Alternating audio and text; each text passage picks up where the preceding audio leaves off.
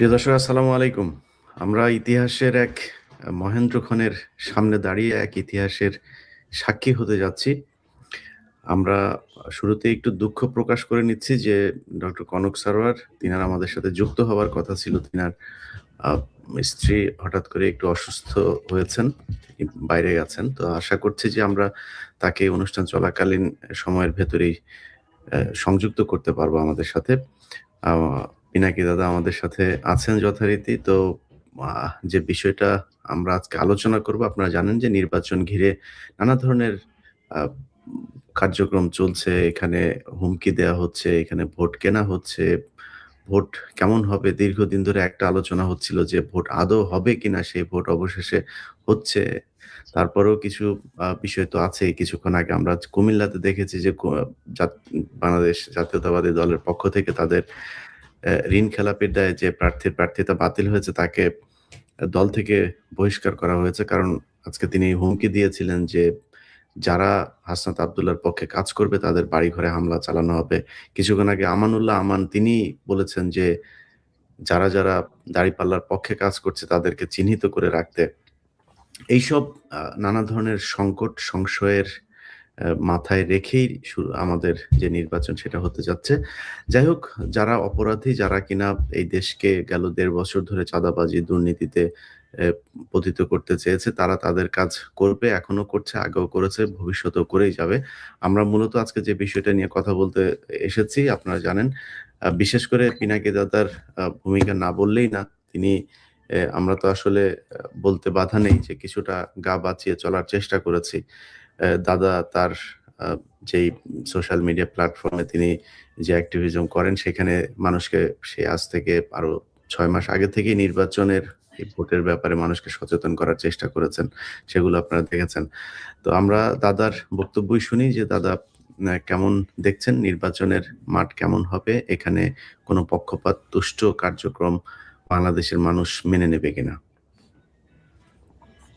ধন্যবাদ ইলিয়াস। এটা ঠিক যে আজকের সময়টা খুবই গুরুত্বপূর্ণ, ক্রুশিয়াল, এবং আমরা যে নির্বাচনের দিকে যাচ্ছি এটা জাতির ইতিহাসে একটা অত্যন্ত গুরুত্বপূর্ণ নির্বাচন। এইটা অন্য যে কোনো নির্বাচনের চাইতে আলাদা। আমার মনে হয় যে বাংলাদেশের ইতিহাসে যতগুলো নির্বাচন হয়েছে তার মধ্যে এটা সবচেয়ে সবচেয়ে গুরুত্বপূর্ণ নির্বাচন। এই নির্বাচনে নির্ধারিত হবে যে আমাদের দেশ আসলে কোথায় যাবে, সামনে যাবে না পিছনে যাবে, এই দেশ আবার আগের ব্যবস্থায় ফিরে যাবে নাকি সামনে আগানোর একটা পথ খুঁজে পাবে। এই জন্যে এই নির্বাচন নিয়ে আমি বেশ কিছুদিন থেকেই কাজ করছি মানে জনগণকে বোঝানোর চেষ্টা করছি, বাংলাদেশের মানুষকে বোঝানোর চেষ্টা করছি যে কেন এই নির্বাচন গুরুত্বপূর্ণ, কাদের হাতে বাংলাদেশের দায়িত্বটা, রাষ্ট্রের দায়িত্বটা দেওয়া উচিত। এটা নিয়ে আমি দীর্ঘদিন থেকে বলে আসছি, আজকের ভিডিওতেও আমি বলছি। আমার দেশের আগামীকালকের ভিডিওতে যেটা আসবে আমি সেটা আজকে একটু বলে নেই। আমি অনেক জটিল রাজনীতি বুঝি না। আপনারা অনেকে মনে করতে পারেন যে আমি খুব জটিল রাজনীতি বুঝি। আমি জটিল রাজনীতি বুঝি না, আমি খুব সহজে রাজনীতি বুঝি। আমি যখন দেশে ছিলাম তখন ঈদের আগে নানা মানুষের কাছে যায়, ঈদ কেমন হবে, ঈদে কি করবেন ইত্যাদি। এক বৃদ্ধা মহিলার কাছে গেছে, কোন এক টেলিভিশন, আমার মনে নাই কোন চ্যানেল, তাকে জিজ্ঞেস করছে যে ঈদে কি করবে। এই মহিলা বলতেছে যে বাবা, একটা ডিম দিয়ে ভাত খাবে,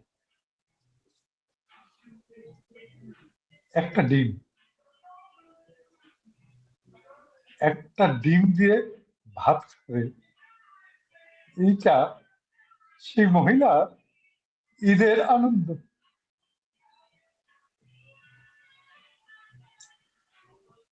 আমরা 55 বছরে একটা বালের দেশ বানাইছি। কেন?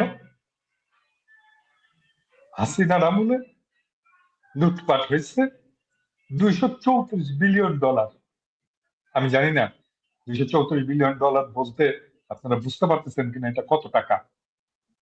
বাংলাদেশের মতো 4টা দেশকে এক বছর খাওয়ানো যায় $234 বিলিয়ন দিয়ে। এটা কি শুধু হাসিনার 15 বছরের লুটপাট? এর আগে সবাই লুটপাট করছে, সবাই। মুজিব করছে, এরশাদ করছে, এমনকি জিয়ার আমলে লুটপাট হয়েছে, খালেদা জিয়ার আমলে লুটপাট হয়েছে, হাসিনার আমলে তো হয়েছে। কম হয়েছে হয়তো আগের সময়, হাসিনার আমলে হয়তো বেশি হয়েছে, কিন্তু লুটপাট থামে। এখন আমাদের দেশে যদি এই $234 বিলিয়ন থাকতো, আমাদের দেশ গরিব থাকে? আমরা তো গরিব না, আমাদেরকে গরিব বানায় রাখা হয়েছে। আমাদের দেশের সমস্যা তো অনেক কিছু না, একটাই সমস্যা, করাপশন, দুর্নীতি। বাংলাদেশে যারা রাজনীতি করে সব কয়টা বদমাইশ, যারা ক্ষমতায় আসছে সব কয়টা বদমাইশ, চোর বাটপার। চোর বাটপারের রাজনীতি আসে। এখন বলতে পারেন তাহলে কি জামাত এবং এনসিপি তারাও চোর বাটপার? এই দলটাই, এই দুইটা দলই এখনো পর্যন্ত তাদেরকে কলুষ, দুর্নীতির কলুষ স্পর্শ করবে কিনা জানি না, ভবিষ্যৎ করলে করতে পারে, আমাদের দুর্ভাগ্য। কিন্তু এখনো পর্যন্ত এই দুইটা দল যারা কখনো দুর্নীতি করে। আমি মনে করি বাংলাদেশকে যদি বাঁচাইতে হয়, এই দুই দলের হাতে রাষ্ট্র ক্ষমতা দেওয়া ছাড়া আমাদের হাতে আর কোনো অপশন নেই। বাংলাদেশের মানুষকে যদি বাঁচাইতে হয়, যদি বাংলাদেশ থেকে দুর্নীতির মূলোৎপাটন করতে হয়, যদি বাংলাদেশ থেকে দারিদ্র দূর করতে হয়, বাংলাদেশের দারিদ্র দূর করার জন্য কিচ্ছু লাগবে না, কোনো প্ল্যান লাগবে না, কিচ্ছু না, নাথিং, কিচ্ছু না, শুধু চুরি থাকা, আর কিছু, শুধু চুরি থাকা। বাংলাদেশের সম্পদ যেন চুরি করে বাইরে নিয়ে যেতে না পারে, তাহলেই বাংলাদেশের উন্নতি হবে। ছোট্ট জিনিস, আর এর জন্য কি দরকার? আমার এমন একটা রাষ্ট্র দরকার যে রাষ্ট্রের দুর্নীতি আমরা একেবারে দূর করে দিতে পারবো, তা বলছি। দুর্নীতি কম, অনেক কম, সহনীয় মাত্রা। 234 বিলিয়ন লুট হয়ে যায়। আরে টাকাটা কার? টাকাটা তো সাধারণ মানুষের। মনে করো এটা রাষ্ট্রের টাকা না, এটা রাষ্ট্রের তো কোনো টাকা নাই, নিয়ে রাষ্ট্রের টাকা পায়।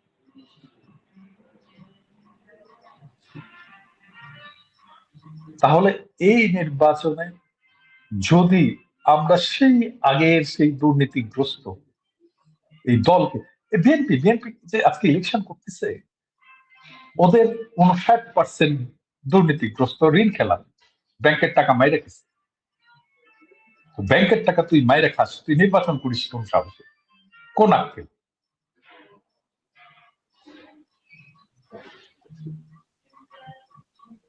বাংলাদেশে তো আসলে এখন হাসিনা চলে যাওয়ার পরে বাংলাদেশে এখন খাওয়ার কোনো জায়গা,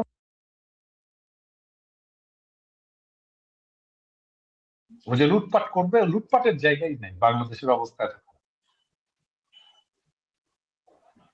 এখন বাংলাদেশে এমন একটা রাষ্ট্র দরকার, এমন একটা সরকার দরকার, এমন একটা শাসন দরকার, যেই শাসনে, যেই মন্ত্রীদের, যে সরকারে কাউকে 1 পয়সা ঘুষ দেওয়া যাবে না, এইরকম একটা শাসন দরকার। তাহলে বাংলাদেশ বাঁচবে। আমাদেরকে বাংলাদেশকে বাঁচাইতে হবে, এটাই একমাত্র সুযোগ। আমি জানি না বাংলাদেশের তরুণ সম্প্রদায়, তাদের কাছে হয়তো আরো সুযোগ আসতে পারে ইতিহাসে, কিন্তু আমাদের প্রজন্মের জন্য আর কোনো সুযোগ নেই, এটাই লাস্ট চান্স। এবং আমাদেরকে এই সুযোগে বাংলাদেশকে বাঁচাইতে হবে। এই ভোট বাংলাদেশকে বাঁচানোর লড়াই, এই ভোট বাংলাদেশকে বাঁচানোর ভোট। এবং আমরা চাই, আমার বিশ্বাস বাংলাদেশের মানুষ এবার নেতৃত্ব চিনতে ভুল করবে না।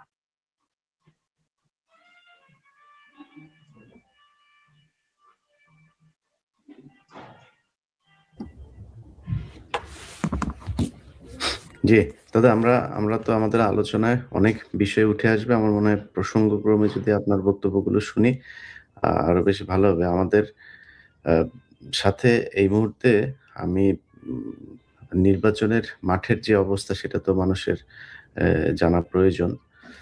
তো আমি নাসিরউদ্দিন পাটোয়ারি আমাদের সাথে যুক্ত হয়েছেন। আমি দেখি উনার কাছ থেকে সব শেষ অবস্থাটা জানতে পারি কিনা। কারণ সবচাইতে আলোচিত যে আসন ঢাকা ৮ আসনে এখানে অ্যা আমাদের যে প্রার্থী আছেন নাসিরউদ্দিন পাটোয়ারি তার যে প্রতিদ্বন্দ্বী তিনি জানেন যে মানে দীর্ঘদিন ধরেই তার উপরে নানা ধরনের করা হয়েছে। তাকে বিভিন্নভাবে ভেজাল করার চেষ্টা করা হয়েছে। তার উপর ডিম ছুঁড়ে মারা হয়েছে এবং একটা ত্রাসের রাজত্ব কায়েম করার চেষ্টা করা পাটোয়ারির আসনে। তো নাসিরউদ্দিন পাটোয়ারি আমরা আপনাকে স্বাগত জানাচ্ছি। পাটোয়ারি আমাকে শুনছেন? হ্যাঁ, হ্যাঁ, আমি শুনতে পাচ্ছি। আ নাসিরউদ্দিন পাটোয়ারি আমরা আপনাকে সবচাইতে বেশি বোধহয় আমরা গণমাধ্যমে দেখে থাকি। আপনার যে আসন সেখানে আপনার উপরে বেশ কয়েকবার হামলা হয়েছে। আপনি সবসময় খুব সহজ সরল ভাবে খুবই সাধারণ একটা নিয়ে আপনি সেগুলোকে মোকাবেলা করে যাচ্ছেন।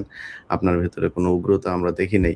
যাই হোক এই যে আপনি বিশাল ব্যাংকের মালিক এবং চাঁদাবাজের বিরুদ্ধে আপনি নির্বাচনে প্রতিদ্বন্দ্বিতা করছেন। আপনার নিশ্চয়ই আর্থিক একটা সংকটের ভেতরেও আপনি আছেন। তো এসব মিলিয়ে নির্বাচনী মাঠের প্রতিদ্বন্দ্বিতা কেমন লাগছে? জি, আসসালামু আলাইকুম সবাইকে। প্রথমে তো আমি বুঝি নাই। আমার মনে হচ্ছে যে আমি আফগানিস্তানে চলে এসেছি। এই জায়গায় একটি মাইন, ওই জায়গায় একটি মাইন। প্রত্যেকটা জায়গায় মাইন ডিফিউজ করতে হচ্ছে। এখন তো আমরা আরো অনেক মাইন খুঁজে পাচ্ছি। ঢাকা ১০ এর মধ্যে মাইন খুঁজে পাচ্ছি। ঢাকা ১৮ তেও খুঁজে পাচ্ছি। তো প্রথমে আমি যখন নির্বাচনী আমার প্রচারণা শুরু করি, আমার সাথে অনেকগুলা মিডিয়া জয়েন করে। তারা আমার বক্তব্যগুলো নেওয়া শুরু করে। এর মধ্যে অনেকে সাংবাদিক পরিচয়ে এসে জয়েন করে ওই পক্ষের এবং তারা আমাকে বিব্রত করে অনেকগুলা কোয়েশ্চেন শুরু করে। এরপরে দেখলাম যে সাধারণ ভোটার হিসেবে পরিচয়ে এসেছে এবং তারা বলে যে, "আমরা সাধারণ ভোটার, আপনাকে এই প্রশ্নগুলা করছি।" পরবর্তীতে আমরা খোঁজ নিয়ে দেখি, কোন জায়গায় যুবদলের সন্ত্রাসী, কোথাও ছাত্রদলের সন্ত্রাসী। তো আমি গুলিস্তানে বেসিক্যালি আমার যাত্রাটা শুরু হয়েছিল। এর আগেও আমরা দেখেছিলাম বাংলাদেশে অসংখ্য নির্যাতনের মধ্য দিয়ে আমরা যাচ্ছি। আমরা গুলিস্তানে প্রচারণা করতে গিয়ে ব্যবসায়ীরা ভাইরা বলল যে, "আমি সারাদিন অনেক কষ্টে ব্যবসা করি। রাস্তার পাশে হলো ফুটপাতে দোকানদারি করি। আমার দিনে ৳৫০০ ইনকাম হয়। আমি যখন বাসায় ফোন করি বলে যে, 'তুমি এত টাকা ইনকাম করো, টাকা কোথায়?' তো আমার তো প্রত্যেকদিন রাতে আসলে পকেট থেকে টাকা কেটে নিয়ে যায়। তো ঢাকা আর তো একটা ফুটপাত অথবা ব্যবসায়ীদের একটা হাব। যার জন্য হলো আ এখানে অনেক ব্যবসায়ী যারা হলো দীর্ঘদিন ধরে নিপীড়িত হয়ে আসছে, তারা আমার কাছে কথাগুলা বলা শুরু করল। এবং আমি যখন ক্যাম্পেইন শুরু করি সবাই আমাকে মেসেজ দিয়েছিল যে, "শহীদ ওসমান হাদি ভাই যেভাবে ক্যাম্পেইন করেছিল ওইভাবে করতে হবে।" এবং সেজন্য আমি ফজর থেকে এশা পর্যন্ত প্রত্যেকটা মসজিদে গিয়ে থাকি এবং সেখানে অনেক মানুষের সাথে আমার ক্লোজলি কথা হয়েছে। দুঃখ, দুর্দশা বলা শুরু করল। কাকে সন্ত্রাসী অ্যাটাক করা হয়েছে, কাকে কি করা হয়েছে। এরপরে আমরা আমাদের গল্পগুলো পাওয়া শুরু করলাম। সেই গল্পগুলোর মধ্যে আমরা দেখা শুরু করলাম যে এখানে একজন কমিশনার ছিল যে সন্ত্রাসী কার্যক্রম করে শুরু করে তার জার্নি শুরু করেছে। এরপর আমি খোঁজ পাইলাম যে তাকে রেলের জায়গাটা কে দিয়েছিল, কে দখল করেছিল, কোন, কোন জায়গায় দখলদারিত্ব চালিয়েছিল। তো মোটা দাগে যে জিনিসটা আমরা ভয়েস রেইজ করার চেষ্টা করেছি সেটা হলো বাংলাদেশের দুর্বৃত্তায়নের যে রাজনীতি, সেই রাজনীতিটা তারা অ্যাকচুয়ালি গুলিস্তান থেকে যে চাঁদাটা উঠে অথবা আপনার যদি মোবাইল এবং মানিব্যাগ হারিয়ে যায়, যেই টাকাটা হয় ওই টাকাটা তারেক রহমান পর্যন্ত যাচ্ছে। এটা হলো বিএনপির পলিটিক্যাল ফাইন্যান্সিং সিস্টেম। সো এটা যদি আমরা বাংলাদেশে এই ধরনের দুর্বৃত্তায়নের যদি সিস্টেমটা চলে, আদৌ আমাদের কোনো যে আমরা গণ-অভ্যুত্থানের পরে যে রাজনীতিটা করতে চেয়েছিলাম, সেটা কিন্তু আমাদের অধরা একটি স্বপ্ন থেকে যাবে। সেজন্য প্রথমত আমাদের এই দুর্বৃত্তায়নের রাজনীতিটা ভাঙতে হবে। আপনি দেখেছেন মঞ্জুরুল আহসান মুন্সী। এটা টোটালি একজন সন্ত্রাসী লোক এবং ঋণ খেলাপি। তারপর আসলাম চৌধুরী ঋণ খেলাপি লোক। তাকে নমিনেশন দিয়েছে এবং যারা নমিনেশন দিয়েছে মির্জা ফখরুল সাইন করেছে। উনি কি জানতো না উনি যে ঋণ খেলাপি? জানতো। তারপরেও তাকে দিয়েছে। ২ টা বিষয় থাকতে পারে। একটা হলো চাপে পড়ে দিয়েছে, তাহলে দলের কন্ট্রোল নাই। আরেকটা বিষয় হলো যে না উনিও এখান থেকে ভাগ পেয়েছে। যদি দলের কন্ট্রোল না থাকে, তাহলে এটা সকল দেশবাসীর সামনে স্বীকার করুক যে আমরা অনেকগুলা গুন্ডা মাস্তান আমাদের দলের মধ্যে ঢুকে পড়েছে। আমাদের তাদের উপরে কন্ট্রোল নাই। তারাই আমাদেরকে চালিয়ে থাকে। আমরা রাজনীতি করি না। গুন্ডা মাস্তানরা হলো এই রাজনীতি দখল দিয়েছে।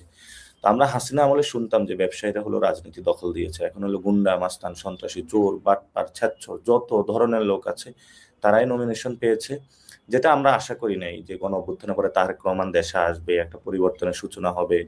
সবার মধ্যে কথা হচ্ছিল যে একটি পরিবর্তন হয়ে যাবে, উনি বিদেশে গিয়ে অনেক ভদ্র হয়ে গিয়েছেন, কিন্তু পুরো জেনারেশন এটাতে আশাহত হলো।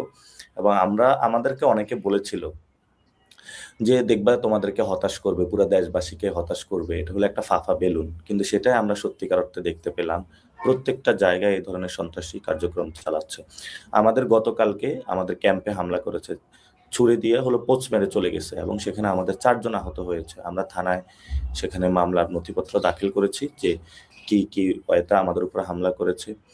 এবং বিভিন্ন জায়গায় মানুষ আমাকে লিখে পাঠাচ্ছে অমুক বাজারে কে কে চাঁদাবাজি করছে, অমুক লাইন। তো উনি হলো এখানে ভাগ করে দিয়েছে যে কারো হলো কাঁচা বাজার, কারো হলো মাছ বাজার, কারো হলো গুলিস্তানের এই মার্কেট, কারো হলো এই আনারকলি মার্কেট, ঢাকা হাটে এইভাবে একটা হলো চক্র তৈরি করেছে।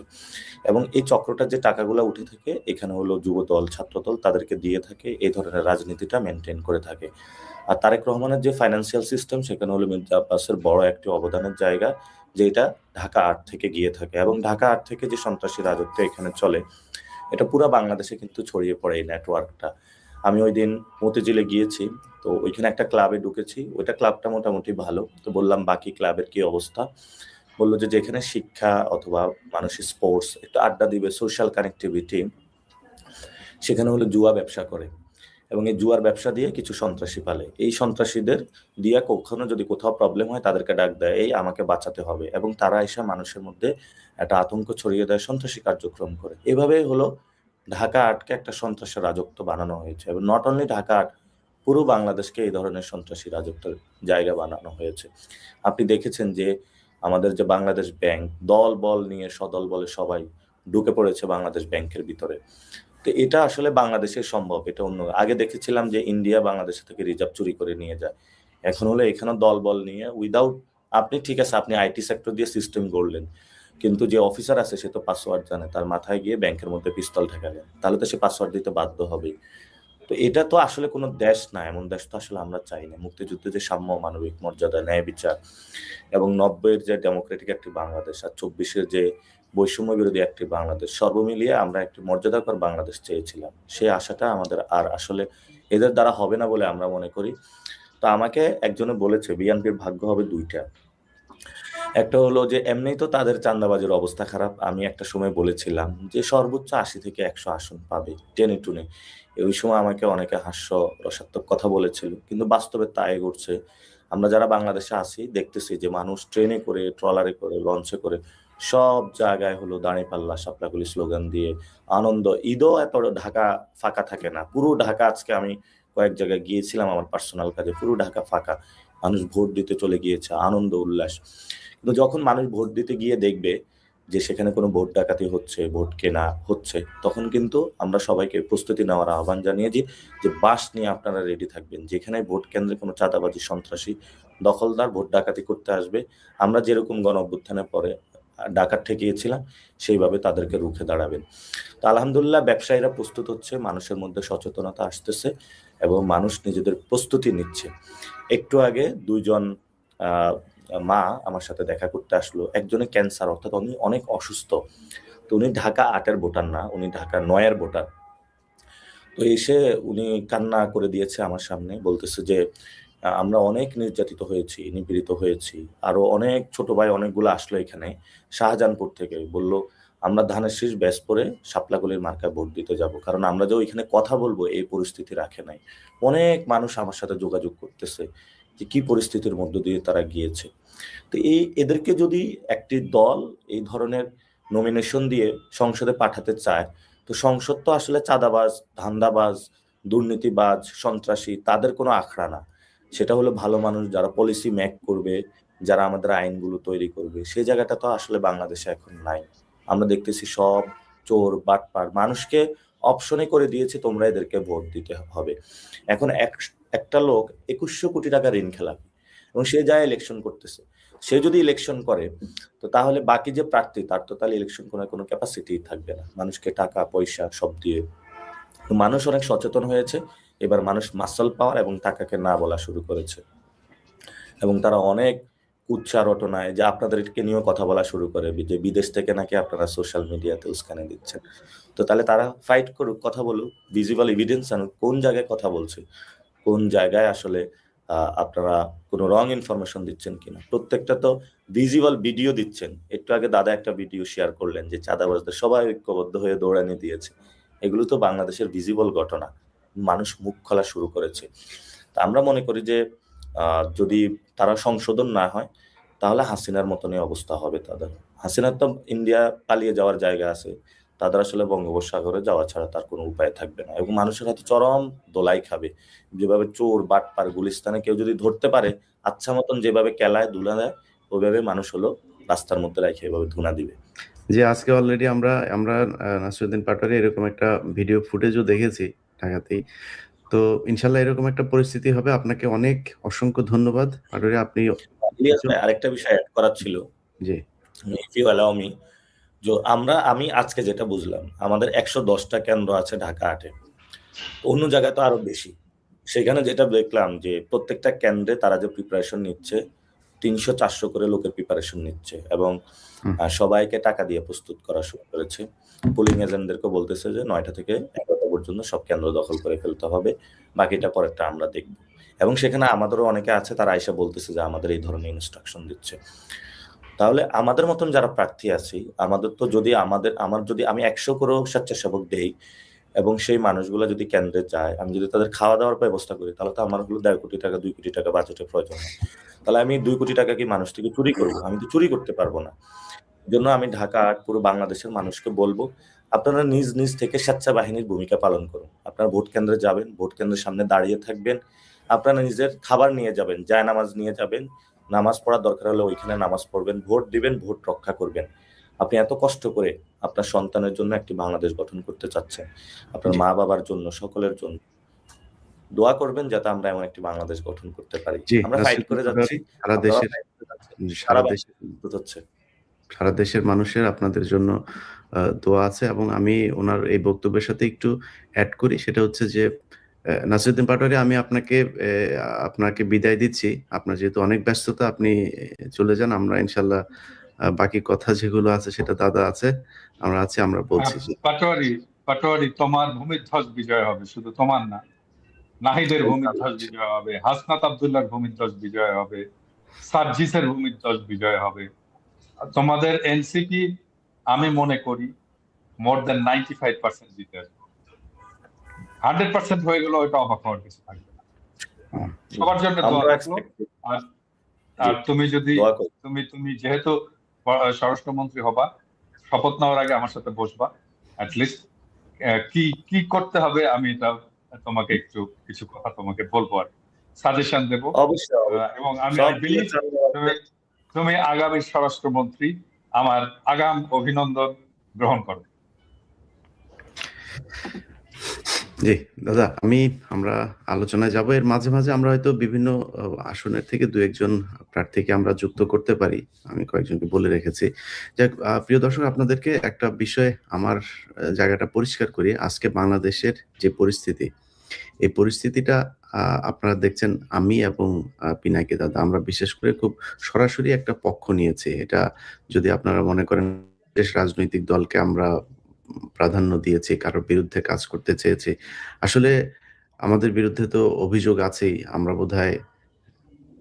বোধহয় জামাতের কাছ থেকে টাকা পয়সা নিয়ে তারপরে বিএনপির বিরুদ্ধে বলি, আবার অনেক সময় বিএনপির কাছ থেকে নিয়ে জামাতের বিরুদ্ধে বলি। তো এই মুহূর্তে যদি টাকা পয়সা নেয়ার সুযোগ আমরা চেষ্টা করতাম, সেটা বিএনপির চাইতে বেশি জামাত ইসলামী দিতে পারতো না। তো যেই কারণে আমরা আওয়ামী লীগের আমলে বলতো তারেক রহমানের টাকা খেয়ে, রাইট। তো আমাদের যে টাকা পয়সা আমরা তারেক রহমানের কাছ থেকে আগে নিয়েছি, সেগুলো ডকুমেন্ট আমার মনে হয় সামনে দিলে জাতি উপকৃত হতো।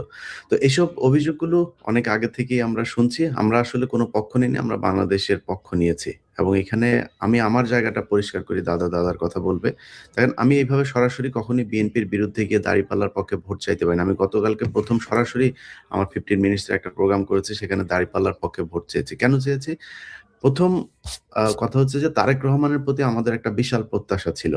সারা দেশের মানুষেরই ছিল এবং উনার কথাবার্তা আমরা গত কয়েক বছর ধরে যেটা শুনেছি সেখানে মার্জিত, ভদ্র, ইনফরমেটিভ, তারপরে একটা স্বপ্ন উনি আমাদেরকে দেখিয়েছিলেন। ১ম এই আমি ধাক্কা খেয়েছি যেদিন বেগম খালেদা জিয়া মারা গেলেন। মারা গিয়েছে আসলে উনাকে যেদিন ডিক্লেয়ার করা হয়েছে তার আরো অনেকদিন আগে উনি মারা গিয়েছেন। প্রায় আমি মনে হয় গুনেছিলাম যে প্রায় ১৭-১৮ দিন আগে উনি মারা গিয়েছিল। এবং এটা উনার যে দায়িত্বরত ডাক্তার তিনি নিজে এবং বিএনপিপন্থী ডাক্তার। তিনি নিজে আমার কাছে স্বীকার করেছেন। তো মনে করেন এই বিতর্কে আমরা যাচ্ছি না। যেহেতু এটা মেডিকেল একটা ব্যাপার, উনি ঠিক আছে মেডিকেল সায়েন্সের প্রযুক্তির মাধ্যমে উনাকে বাঁচিয়ে রাখা হয়েছে আর্টিফিশিয়ালি। কিন্তু উনি তো মানে মৃত্যু পথযাত্রী। উনি তো মৃত্যুর সাথে লড়ছিলেন। এটা তো সত্যি কথা। যদি এটা সত্যি হয় তাহলে উনি খুবই অসুস্থ ছিলেন এবং তারেক রহমান জানতেন যে উনি মৃত্যুর হাত থেকে বেঁচে আসবেন না। এটা তো উনি জানতেন। ডাক্তাররা এইটুকু তো বলেছে উনাকে। উনি লন্ডন থেকে গেলেন বাংলাদেশে যাওয়ার পরে সেখানে সোজা গেলেন উনি জনসভায়। এবং এখানে অনেকগুলো প্রশ্ন আসলে আসে। উনি অনেক উনি ইয়েতে ছিলেন আপনার কি বলে নিরাপত্তা ঝুঁকিতে ছিলেন। এত নিরাপত্তা ঝুঁকিতে থেকে উনি আসার পরে যেভাবে মাঠে চলে গিয়েছেন আমার কাছে এটা খুব নিরাপত্তা ঝুঁকির পূর্ণ একজন মানুষকে মনে হয়নি। আচ্ছা তারপরেও যাই হোক, উনি যে জনসভাটাতে গেলেন, এই জনসভাটাতে না গিয়ে একজন সন্তান হিসেবে কি উচিত ছিল না আগে মায়ের সাথে দেখা করা? উনি তো জানতেন উনার মায়ের একদম শেষ মুহূর্তে আছেন। যদি মারা নাও যায় উনি ধরে নিলাম এটা। কিন্তু একজন মানুষকে এইভাবে রেখে উনি রাজনীতি করেছেন। এটা যার এই সন্তান হিসেবে মায়ের প্রতি যার এই দায়িত্ব, সে দেশের প্রতি কতটুকু দায়িত্ব পালন করবে আমি জানি না। তারেক রহমানের ব্যাপারে আসলে কথা বলতে গেলে খুব আ মানে অ্যাটাকিং ইয়েতে কথা বলতে পারি না। কারণ তারেক রহমান নিজেও আমাকে যথেষ্ট উনি পছন্দ করেন। আমি এখনো পর্যন্ত উনি দেশ পরিচালনার যেহেতু সুযোগ পান নাই, উনাকে নিয়ে একদম 100% বলারও সুযোগ নাই। কিন্তু যেই জিনিসগুলো সামনে এখন পর্যন্ত এসেছে এগুলো নিয়ে যদি আমরা চিন্তা করি, যদি বিশ্লেষণ করি, তাহলে দেখব যে সামনের যেই দেশটা আসলে বিএনপির হাতে যদি যায়, এই দেশটা নিরাপদ থাকবে না। যে কারণেই আমরা আমি আরকি সরাসরি একেবারে আপনাদের আ এই বিএনপির বিরুদ্ধে অবস্থান নিয়েছি। এবং বাংলাদেশের মানুষকে যে বিষয়টা বলতে চাই, অনেক মানুষ সারাদিন ফেসবুকে, তারপরে ইমেইল নানানভাবে বিভিন্ন মানুষকে দিয়ে এর জমির সমস্যা, ওর জমি দখল করে নিয়ে গেছে, এর বাড়ি করতে গিয়েছে, সে বাড়ি করতে যাওয়ার পরে রড নিতে হবে, সিমেন্ট নিতে হবে, বালু নিতে হবে, না হলে মারধর। হঠাৎ করে রাতের বেলা এসে জমি দখল করে। এই গত ঈদের দিন গরু কিনেছে সে কুরবানিটাও দিতে পারে নাই। সকালবেলা তার বাড়ি দখল। মিরপুরের মতো জায়গায়।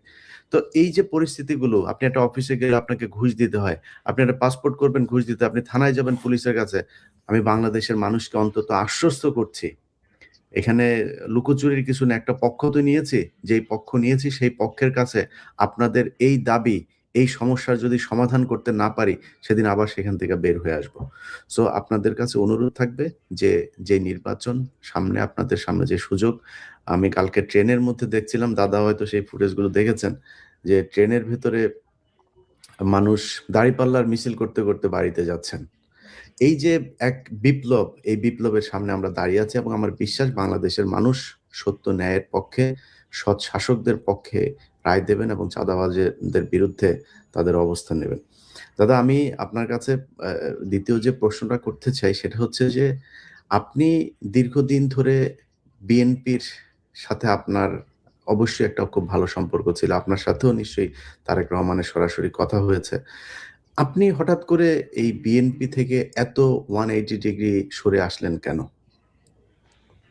উম, প্রথম বিষয়টা হচ্ছে যে বিএনপির সাথে আমার যে রাজনীতির অ্যালাইনমেন্ট সেটা না থাকা, মানে যে কোনো সম্পর্কই তো পলিটিক্যাল অ্যালাইনমেন্টের সম্পর্ক। আমি যে রাজনীতিতে চাই, আমি যে বাংলাদেশ দেখতে চাই, আর বিএনপি যে বাংলাদেশ দেখতে চাই, এই দুটার মধ্যে তফাৎ। বিএনপির মূল সমস্যাটা যেটা হয়েছে, আমার সাথে তারেক রহমানের এট লেংথ আলাপ হয়েছে, দীর্ঘ সময় ধরে আলাপ হয়েছে। লাস্ট যে আলাপটা, মানে যেখানে আমাদের বিচ্ছেদটা হলো আর কি। আমি তারেক রহমানকে কয়েকটা সাজেশন দিচ্ছিলাম ওই ওই মিটিং এ। এবং আমার সাজেশনটা যদি উনি শুনতেন তাহলে প্রবাবলি বিএনপির আজকের এই অবস্থাটা হয় না। সেটা হচ্ছে যে বিএনপি যেটা চায়, আমি যেটা ওনার সাথে কথা বলে বুঝলাম, সেটা হচ্ছে যে এই যে একটা বিপ্লব হয়ে গেল, আমাকে যে রাষ্ট্রটা সংস্কার করতে হবে, বদল করতে হবে, এটা আগের রাষ্ট্র আর চালানো যাবে না, সেটা উনি মানতে না পারছে। উনি আগের সমস্ত ব্যবস্থা রাখবেন, আগের ব্যুরোক্রেসি, আগের প্রশাসন, আগের জুডিশিয়ারি, আগের সিস্টেম, আগের আইন, আগের সংসদ, সবকিছু আগের মতো। এবং কেন? সেটা হচ্ছে যে উনি ওই রাষ্ট্রটাকে বোঝেন, ওই আগের রাষ্ট্রটাকে বোঝেন। সেখানে শুধু শাসক বদল হবে, মানুষের ভাগ্যের বদল হবে। কিন্তু আমি তো শাসক বদলের জন্য আমরা লড়াই করেছি, জীবন দেয় আমাদের বাচ্চারা শাসন বদলানোর জন্য।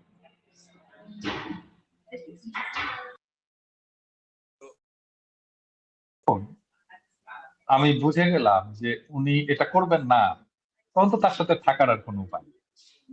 আমি তো রাষ্ট্রকে বদল করতে চাই, আমি তো নতুন একটা রাষ্ট্র চাই, আমি তো সিস্টেমটা বদল করতে চাই, আমি তো নতুন একটা সিস্টেম চাই, আমি তো আবার সেই একই জিনিস, একই দুর্নীতি, একই প্রশাসন, একই পুলিশ, একই নিপীড়ন, একই গুম খুন, ওইটা তো আমি চাই না।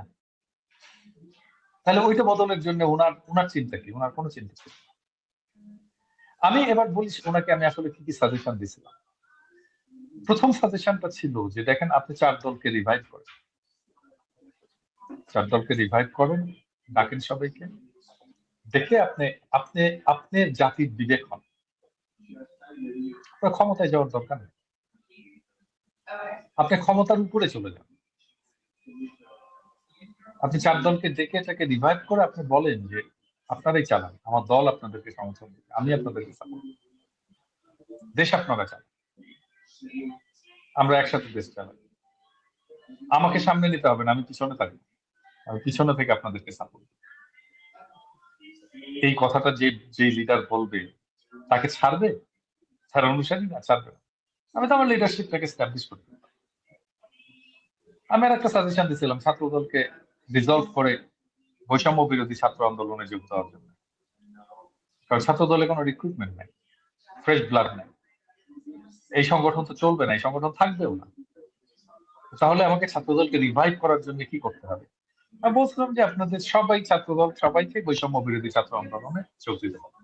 গণসংগঠন হলো বৈষম্য বিরোধী ছাত্র আন্দোলন, আপনারই গণসংগঠন হলো, যারা ছাত্রদল করতে আসে, বিএনপি যারা করতে আসে, বিএনপি মনা যারা, তারা ছাত্রদল করবে, দিয়ে বৈষম্য বিরোধী ছাত্র আন্দোলন। সেখানে আপনার দলের লোকের, ছাত্র দলের একটা বেটার কন্ট্রোল থাকবে, আর আপনিও ওইখান থেকে রিক্রুট করতে পারবেন আপনার লোকদের, বিএনপির লোকদেরকে আপনি ওখান থেকে রিক্রুট করতে পারবেন। তাহলে একটা স্ট্রং ছাত্র শিবিরের পাশাপাশি আর একটা স্ট্রং ছাত্র সংগঠন আমরা পেতাম। মানে সেটাও শুনলেন না। মানে বিষয়টা হচ্ছে একটা নির্বাচন দিতে হবে এবং নির্বাচনের পরে আমরা ক্ষমতায় যাব, দ্যাটস ইট। তাহলে এত এত এত 24 হলো কেন? জুলাই বিপ্লব হলো কেন? এত বাচ্চার রক্ত দিল? মানে এখন বিএনপির প্রোগ্রাম গুলো দেখেন, কোথাও এই বিপ্লব আছে? এই কার্ড দিব, ওই কার্ড দিব, সেই কার্ড দিব, কার্ডের পরে কার্ড। তো তার সাথে তো পলিটিক্যাল অ্যালাইনমেন্ট করার কোনো জায়গা নেই, কোনো জায়গা। এবং তারপর থেকে আমি তখনই বুঝে গেছি যে এই দল আসলে ক্ষমতা আসতে পারবে না। কারণটা হচ্ছে যে বিপ্লবের পরে তো একটা দেশের জনমানুষ চেঞ্জ হয়ে যায়, মানুষের চিন্তা চেঞ্জ হয়ে যায়, মানুষের ভাবনা চেঞ্জ হয়ে যায়, অ্যাসপিরেশন চেঞ্জ হয়ে যায়, আকাঙ্ক্ষা চেঞ্জ হয়ে যায়, স্বপ্ন চেঞ্জ হয়ে যায় একটা বিপ্লবের পর। ওইটাকে বিএনপি আর ধারণ করতে পারবে না, পারেও নি, পারলেও না। এবং সেটা আগামী 12 তারিখে বোঝা যাবে যে বিএনপি নিজেকে মনে করতেছে 200-র বেশি আসনে জিততে, হ্যাঁ, কুজার চিত হয়ে শোয়ার সব, ভূমিধ্বস পরাজয় হবে, এমন এমন পরাজয় হবে যেটা তারা কল্পনাও করেন, এমনকি আমরাও কল্পনা করতে পারতেছি না কি পরাজয় হবে। এই পরাজয়ের মুখে দাঁড়াচ্ছে। আমি আগের প্রসঙ্গটায় আসি, মানে আমি প্রত্যেককে চিন্তা করতে বলবো যে ধরেন আপনি তারেক রহমান, এবং খোদা না করুক আপনার মা এরকম একটা অবস্থায় একটা হসপিটালে, এভার কেয়ার হসপিটালে এইভাবে অচেতন অবস্থায় আইসিইউ আছে, আপনি কি করতেন? লন্ডন থেকে ফিরলেন, কি করতেন? নেক্সট কাজটা কি হতো বলেন, নিজে চিন্তা করুন। আমার আমার কথা ভাবতে হবে না, আমার কোনো সাজেশন শোনার দরকার নেই।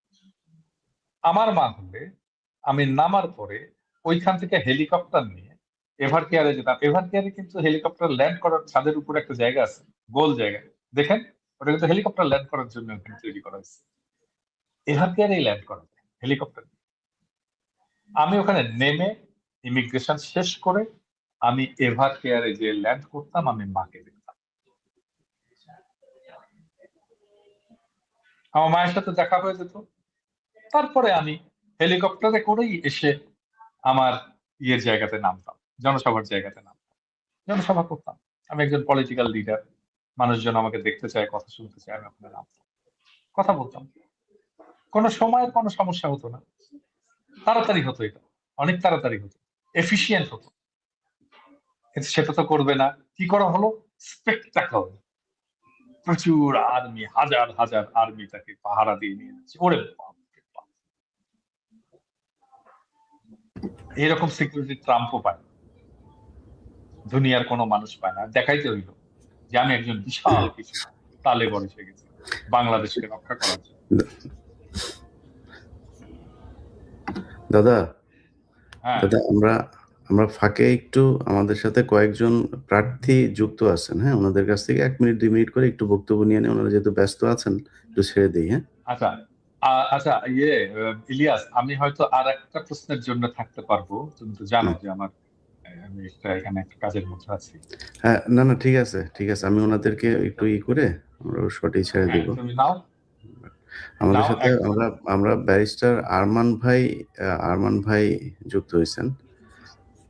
ব্যারিস্টার আরমান ভাই, জি আরমান ভাই, আপনার এখানে কি অবস্থা? নানান ধরনের চাপগুলো ছিল, সেগুলো কতটা কাটিয়ে উঠেছেন? আলহামদুলিল্লাহ, মানুষের ভিতরে আমরা ব্যাপক সাড়া লক্ষ্য করছি, এবং যদি তারা শুধু নিরাপদে ঘর থেকে বেরিয়ে ভোট দিয়ে নিরাপদে ঘরে আসতে পারে, এবং যেই মার্কা তারা ভোট দিয়েছে সেই মার্কা যদি কাউন্ট হয়, তাহলে তো আমরা একটি গণবিপ্লব আশা করছি। কিন্তু আমরা প্রশাসনের ভিতরে ব্যাপক পক্ষপাতিত্ব দেখতে পাচ্ছি। আজকে আমার একটি বড় কেন্দ্রে যেখানে 26,000 ভোট, সেখানে ইলেকশন কমিশন সিসিটিভি ক্যামেরা লাগিয়ে গিয়েছে। আজকে সিটি কর্পোরেশনের লোক সেটা খুলে ফেলার চেষ্টা করেছে। আমার লোকজন নিয়ে সেখানে তাদের সাথে বাধা দিয়েছি। প্লাস আমি যখন সহকারী রিটার্নিং অফিসারকে ফোন করলাম, তারা বললো যে আমরা এখান থেকে খুলে যেখানে প্রয়োজন সেখানে নিয়ে যাবো। আমি কোথায় সেটা আমার পরে জানাবো। কোনো মতো সদুত্তর দিতে পারেনি। পরে আমি সাথে সাথে জুডিশিয়াল ম্যাজিস্ট্রেট, সাংবাদিক সব জায়গায় যখন করলাম, লোকজন জড়ো হয়ে গেল, তখন তারা না খুলে চলে গেছে। কেমন করে একজন একটি সরকারি পোলিং স্টেশনের ভিতরে ঢুকে সিটি কর্পোরেশনের লোক ইলেকশন কমিশনের লাগানো সিসিটিভি ক্যামেরা খুলে নেওয়ার উদ্যোগ গ্রহণ করতে পারে, এটাই তো আমার বুঝে আসে না। আমি যখন সবাইকে ইনফর্ম করলাম, এখন পর্যন্ত কারোর বিরুদ্ধে কোনো ব্যবস্থা নেওয়া হয় নাই। শুধু জুডিশিয়াল ম্যাজিস্ট্রেট, একজন হিন্দু মহিলা আছেন, উনি খুব সাহসিকতার ভূমিকা রেখেছেন। উনি বলেছেন যে একবার লাগানো হয়েছে, এখন সর্বোচ্চ জায়গা থেকে এটা খোলা যাবে না। আমি শুধু একটা উদাহরণ দিলাম। আমার 173টা কেন্দ্র রয়েছে, আমার ওই কেন্দ্রের আশেপাশে লোক ছিল বলে তারা খেয়াল করেছে। আজকে রাতের অন্ধকারে কয় জায়গায় কি হচ্ছে আমি কিছুই বলতে পারবো না। তো আমার খুবই বড় আশঙ্কা যে কোথায় কি হচ্ছে আমি জানি না। ধন্যবাদ। আচ্ছা, এই প্রসঙ্গে একটু বলে রাখি আর কি, মানে এটা হয়তো দর্শকরা জানে না যে আরমান আর আমার বাসা কিন্তু মিরপুরে এক জায়গায়, পাশাপাশি বাসা আমাদের। এবং সেই জন্য আমি তো জাতীয় দাদা, সবাই দাদা বলে, আরমান আমাকে দুলাভাই বলে ডাকে আর কি। হ্যাঁ, তো আমার দর্শকদের জন্য, আমার পাঠকদের জন্য, আমার শ্যালকের জন্য আমি ভোট চেয়ে রাখতাম। হ্যাঁ, আরমানকে বিপুল ভোটে বিজয়ী করবে। আমি আমার আসনটা ভিন্ন, যেখানে আমার সাফিসিয়েন্ট ম্যান পাওয়ার আছে। ইনশাল্লাহ যদি কেউ বল প্রয়োগ করতে পারে, আমি জানি না কি করতে পারবো, কিন্তু আমার লোকরা জীবন দিয়ে দাঁড়িয়ে থাকবে। কিন্তু ঢাকার সব জায়গায় আমাদের এই অবস্থা নেই, দেশের সব জায়গায় অবস্থা নেই। আমরা সব জায়গায় ফিজিক্যালি সবার সাথে ম্যাচ করতে পারবো না।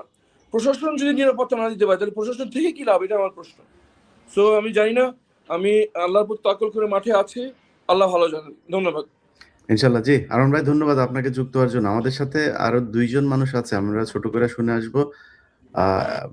জনাব মাওলানা ফজলুল করিম আছেন, ভোলা 2 আসনে খুব স্পর্শকাতর একটা জায়গা থেকে তিনি যুক্ত হয়েছেন। সেখানে খুবই একটা খারাপ অবস্থার ভেতরে যাচ্ছে, কারণ গডফাদার মাফিয়া হাফিজ ইব্রাহিম সেই আসনে তিনি আসলে সরি, আমাকে একটু করছেন। করা যায়, আমি আবার কিছু একটা মিটিং এর মধ্যে ছিলাম, আমাকে যদি জি জি প্লিজ।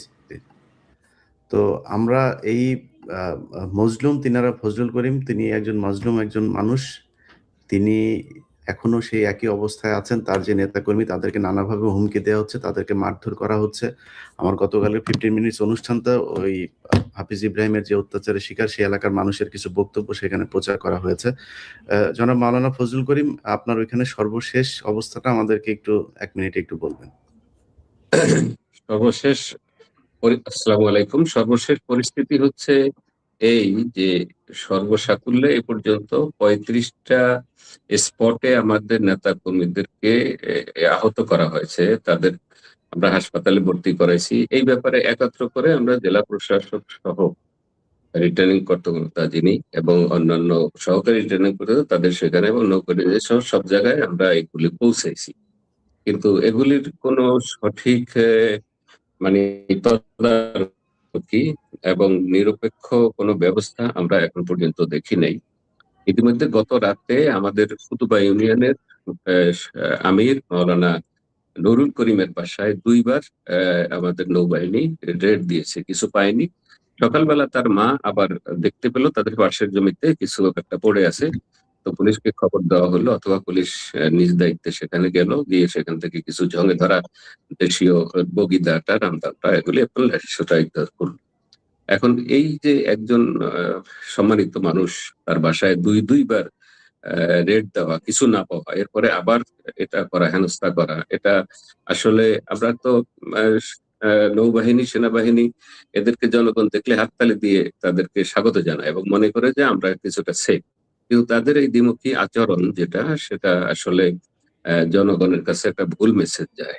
এবং এখনো এই মাত্র আমরা ভিডিওতে দেখলাম যে হাফিজ ইব্রাহিমের লোকেরা মোটরসাইকেল দিয়ে বিভিন্ন ইউনিয়নে মহড়া দিচ্ছে এবং ধর ধর করে এরকম কথা বলছে এবং প্যানিক সৃষ্টি করছে। আর আরেকটা খবর আমাদের কাছে আছে, তারা এই রাতের শেষে অথবা আগামী রাতে ব্যাপক বোমাবাজি করবে যাতে করে জনগণের মধ্যে একটা আতঙ্ক সৃষ্টি হয়। আমরা আজকে এই ব্যাপারে সংবাদ সম্মেলন করেছি এবং এই ব্যাপারে আমরা যথাযথ কর্তৃপক্ষের কাছে আবেদন জানিয়েছি। আর আপনি ভিডিওতে যে সমস্ত চিত্রগুলি তুলে এনেছেন তা আমার মনে হয় যে হয়তো 100 ভাগের 10 ভাগও আপনি আনতে পারেন নাই, তবে যেটুকু আনছেন সেটুকু একেবারেই সত্য এলাকার লোকজনের কথা। আমরাও আলহামদুলিল্লাহ এতে যেটা বুঝতে পেরেছি যে আপনি সুদূর পূর্বাসে থেকে এইভাবে সত্য চিত্রটা তুলে এনেছেন, এই জন্য জনগণ আপনাকে ধন্যবাদ জানাচ্ছে, আমিও ধন্যবাদ জানাচ্ছি। এই হলো আমার কাছে জানা সর্বশেষ অবস্থা। জি, মাওলানা ফজলুল করিম, আপনি ব্যস্ত মানুষ, আপনি আপনার প্রচারণার কাজে চলে যেতে পারেন। জি, ধন্যবাদ। মাসুদ পারভেজ রাসেল ভাই, আমাদের শেষ এমপি প্রার্থী যিনি আছেন আমার নিজ জেলা চুয়াডাঙ্গার, তিনি আরেক মাফিয়ার কবলে পড়েছেন। সেখানে গোল্ড স্মাগলার যে দিলীপ আগারওয়ালা ডায়মন্ড ওয়ার্ল্ডের, সেই দিলীপ আগারওয়ালার খুব ঘনিষ্ঠ বন্ধু এবং ব্যবসায়িক পার্টনার টরিকের ভাই হচ্ছে শরীফুজ্জামান শরীফ, আমাদের এখানের এমপি নির্বাচন করছেন। তিনি ধানের শীষ প্রার্থী। এই বিষয়টা আমি নিজে তারেক রহমানকেও জানিয়েছিলাম, তাদের দলের নীতি নির্ধারণী তাদেরকেও জানিয়েছি। তারা কেউ এটার ব্যাপারে কোনো ভ্রুক্ষেপ করে নাই, না করে সেখানে সেই সন্ত্রাসীকেই ধানের শীষ মার্কার মনোনয়ন দিয়েছে, যার ফলশ্রুতিতে দেশের এলাকার মানুষের ভেতরে যেই অবস্থাটা এখন, তিনি আসলে কত ভোট পেয়ে হারবেন এটার সংখ্যাটা এখন যেটা দাদা বললেন যে অনুমান করা যাবে না, এখানে আমাদের সেটার একটা ফল আমরা দেখতে পাবো। রাসেল ভাই, আপনাদের এইখানের অবস্থা কি? আচ্ছা, মাসুদ পারভেজ রাসেল হচ্ছে আমাদের চুয়াডাঙ্গা 1 আসনের এমপি প্রার্থী। উনি অ্যাডভোকেট, আইন পেশার সাথে জড়িত ছিলেন। রাসেল ভাই, কি অবস্থা বলেন, সবশেষ মানুষকে জানানোর মতো কি আছে? আমি ইলিয়াস, আমাকে একটু যদি বিদায় দেওয়া যায় ভালো হতো। আপনি আরো 5 মিনিট থাকতে হবে, দাঁড়ান ওনার এটা শেষ করে তারপরে আপনি। ঠিক আছে। জি, ধন্যবাদ আপনাকে এবং দাদাকে, সবাই যারা দেখছেন সবাইকে সালাম, শুভেচ্ছা। আপনি যেমনটি বলছিলেন, আমরা এখানে নির্বাচনের মাঠে আছি। এখনো পর্যন্ত আমাদের এখানে আমরা দেখেছি যে আমাদের বিভিন্ন কর্মীদেরকে ভোট চাওয়ার ক্ষেত্রে বাধা প্রতিবন্ধকতার শিকার হতে হয়েছে, বিশেষ করে মহিলা কর্মীদেরকে, যেটা নিয়ে কয়েকটা সংঘর্ষ হয়েছে। সেই সংঘর্ষে বেশ কিছু আমাদের কর্মীরা আহত হয়েছেন। তো সেগুলো নিয়ে আমরা অভিযোগ করেছি। পরে প্রশাসনের পক্ষ থেকে আমাদের সমন্বিত মিটিং হয়েছে, সেখানেও কেউ বাধা দিবেন না, কেউ কাউকে হুমকি দিবেন না, নিরাপদ পরিবেশে সবাই ভোট সেন্টারে যেতে পারবেন, এগুলো প্রশাসনের পক্ষ থেকে বলা হইলো। বাস্তবিক অর্থে মাঠে ময়দানে আমরা খুব বেশি সেটা পর্যবেক্ষণ বা তার আমরা দেখতে পাচ্ছি না বাস্তব রূপ। তো এখন পর্যন্ত আমরা যতটুকু জানি যে আজকেও চুয়াডাঙ্গা শহরে আমাদের একটা পাড়াতে ২ জন মহিলা যারা আছেন তাদের হুমকি দেওয়া হয়েছে। তারা পোলিং এজেন্ট থাকার কারণে তাদেরকে দেখে নেওয়া হবে এবং বিচ্ছিরি ভাষায় তাদেরকে গালিগালাজ করা হয়েছে, সেটাও আমরা প্রশাসনকে জানিয়েছি। তারপরে আরো কয়েকটা পাড়াতে গিয়ে এরকম হুমকি দেওয়া হচ্ছে। তো রাসেল ভাই, আপনাদের সামগ্রিকভাবে এখানে সেনাবাহিনীর ভূমিকা যতটুকু জানতে পেরেছি যে তারা যথেষ্ট ভালো ভূমিকা পালন করছে। জি। পুলিশের অবস্থানটা কেমন? পুলিশ এখন অবশ্য একটু অ্যাক্টিভ হয়েছেন মনে হচ্ছে। তারা তাদের জায়গা থেকে বললে তারা যাচ্ছেন। কিন্তু মানে কার্যকর ভূমিকা রাখার ক্ষেত্রে আমরা যেটা প্রশাসনকে জানিয়েছিলাম যে জনগণের মধ্যে একটা আছে, অস্বস্তি বা অনিশ্চয়তা কাজ করছে যে প্রকৃতপক্ষে তারা ভোট সেন্টারে যেতে পারবেন কিনা এবং প্রকৃতপক্ষে তাদের পছন্দের প্রার্থীকে ভোট দিতে পারবেন কিনা। এইটা নিয়ে কনফিউজড থাকার কারণে আমরা প্রশাসনকে একাধিকবার জানিয়েছি। লাস্ট 2 ডেজ আগে আমরা বসেছিলাম। সেখানেও আমরা বলেছি সকল প্রার্থীরাই যে সেখানে প্রশাসনের পক্ষ থেকে জনগণকে আশ্বস্ত করা হোক এবং তাদেরকে বিভিন্ন বাজার মহল্লায় গিয়ে তাদেরকে বলা হোক যে তারা নিরাপদে ভোট সেন্টারে যাবেন এবং নিরাপদে ভোট সেন্টার থেকে ফিরবেন। দল, মত, ধর্ম, বর্ণ নির্বিশেষে সকলে ভোট সেন্টারে যেতে পারবেন, কেউ বাধা দিবেন না। এইটা মূলত একটা আমরা চেয়েছি। প্রশাসনও বলেছেন এটা হবে। কিন্তু বাস্তবিক অর্থে আমরা মানে সেটা মাঠে ময়দানে খুব বেশি কার্যকর যেটা এটাকে বলা যায় যে প্রশাসন গিয়ে মাঠে ময়দানে উৎসাহ দিবে, সেটার ক্ষেত্রে একটু সেটা ওনাদের এখনো করা হয়নি। ঠিক আছে রাসেল ভাই, জি, জি। আমরা ইনশাল্লাহ আশা করি যে আপনারা প্রতিটা কেন্দ্রের ভোট গুনে নিয়ে তারপরে বাড়িতে যাবেন। আপনারও নিশ্চয়ই লক্ষ লক্ষ মানুষ আপনাকে সমর্থন করে। আপনার একটা বিশাল কর্মী বাহিনী আছে। তাদেরকে মারামারি করে তারপরে চুয়াডাঙ্গার পরিস্থিতি তো আমরা জানি। সো জি। চুয়াডাঙ্গাতে তারা মারামারি করে জামাত ইসলামকে কিছু করে ফেলবে, এটা আমরা করি না। দাদা, আমরা এই যে প্রার্থীদের কাছে যে অভিযোগগুলো শুনলাম, মানে কালকের ভোট কেন্দ্রে ভোটারদের ভূমিকা কি হবে এবং যারা প্রার্থী আছেন তাদের ভূমিকা কি হবে, এই ব্যাপারে যদি আপনি সবশেষ কোনো দিক নির্দেশনা দেন। প্রথম বিষয়টা হচ্ছে উৎসব। রাসেল ভাই, আপনি বের হয়ে যান, আপনি চলে যান।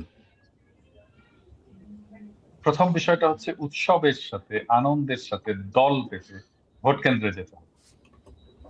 যত ভোট কেন্দ্রে আমরা বেশি যাব, এই সমস্ত সন্ত্রাসী, এই সমস্ত মতলববাজ, এই সমস্ত চোর ডাকাত ভোট কেন্দ্র থেকে দূরে থাকবে। এবং সোফার আমরা যতটুকু দেখছি আইন শৃঙ্খলা রক্ষাকারী বাহিনীর কাজকর্ম, আইন শৃঙ্খলা রক্ষাকারী বাহিনী অত্যন্ত কঠোর থাকবে এই সমস্ত ভোট ডাকাত, চোর বদমাশ, গুন্ডা বদমাশ, সন্ত্রাসী এদের বিরুদ্ধে। এবং যখন তারা আসবে, এরা সংখ্যায় কম, এটা মাথায় রাখবেন। বাংলাদেশের 18 কোটি মানুষের কাছে চোর ডাকাত কয়জন? 18 কোটি মানুষের সামনে যে কোনো সেন্টারকে আমাদের রক্ষা করতে হবে, জনগণ রক্ষা করবে। একটা ভোট কেন্দ্র তো একটা কমিউনিটিতে, একটা পাড়ায়, একটা মহল্লায়, সেই মহল্লার মানুষকে পাহারা দিতে হবে এই ভোট কেন্দ্রকে। এই মহল্লার মানুষকেই এই ভোট কেন্দ্রের শান্তি শৃঙ্খলা, ভোট কেন্দ্র থেকে গুন্ডা পান্ডাদেরকে দূরে রাখা, এই দায়িত্বটা পালন করতে হবে। উৎসবের সাথে ভোট কেন্দ্রে যাবেন, নির্ভয়ে ভোট কেন্দ্রে যাবেন এবং আপনার পছন্দের প্রার্থীকে ভোট দেবেন। এটাই আমার শেষ কথা। আর আগামীকালকে একটা আমার ভিডিও আসবে, যেটা ভোটের আগে আমার শেষ ভিডিও। সেখানে আরো কিছু কথা আমি বলেছি, যেটা আগামীকালকে শুনে তারপরে আপনারা ভোট দিতে যাবেন। শোনা যাচ্ছে না তোমাকে? আপনার এই নির্বাচনে আপনি যদি একটু বলেছেন, তারপরে আমরা বাংলাদেশের মানুষ অনেকেই হয়তো এই প্রশ্ন আপনাকেও করে, কারা ক্ষমতায় যাচ্ছে? আমি খুব স্পষ্টভাবে বলছি যে জামাত, এনসিপি, এবি পার্টি, যে ঐক্যবদ্ধ জোট, যেটা 10 বা 11 দলীয় জোট, আমরা যাই বলি না কেন, তারাই আগামী সরকার গঠন করবে। আগামী 14 তারিখ এই সরকার বাংলাদেশের শপথ নেবে, নতুন বাংলাদেশের সূচনা হবে। এবং বিএনপিকে আমি আহ্বান জানাবো একটা রেসপন্সিবল বিরোধী দল হিসাবে দায়িত্ব পালন করার জন্য প্রস্তুতি নেন এবং ফলাফলটাকে আপনারা মেনে নেন। জি দাদা, আপনাকে ধন্যবাদ। আমরা আমাদের সাথে আরো বেশ কিছু সংসদ সদস্য ক্যান্ডিডেট যুক্ত হবেন, তো আমি তাদেরকে নিয়ে আমার লাইভটা আরো কিছুক্ষণ চালিয়ে যাব। আপনি আপনাকে ধন্যবাদ সবাইকে জানাচ্ছি। ধন্যবাদ। সবাইকে এবং ধন্যবাদ। নির্বাচনের খেলাফ নির্বাচনের জিন্দাবাদ। আগাম নির্বাচনের জয়ের ঈদ মোবারক জানিয়ে রাখলাম। ঈদ মোবারক। ঈদ ইনশাআল্লাহ মোবারক। আমরা জয়ের পরে আরেকবার বাংলাদেশের নিশ্চয়ই, মানুষের সামনে অবশ্যই, হাজির হব ইনশাআল্লাহ। অবশ্যই, ইনশাআল্লাহ। ধন্যবাদ। ইনকিলাব জিন্দাবাদ, আজাদি জিন্দাবাদ। প্রিয় দর্শক, আমরা আমাদের সাথে আরো কয়েকজন প্রার্থী যুক্ত হচ্ছেন, যাদের এলাকার বিভিন্ন সার্বিক পরিস্থিতি সেগুলো তারা জানানোর চেষ্টা করবেন।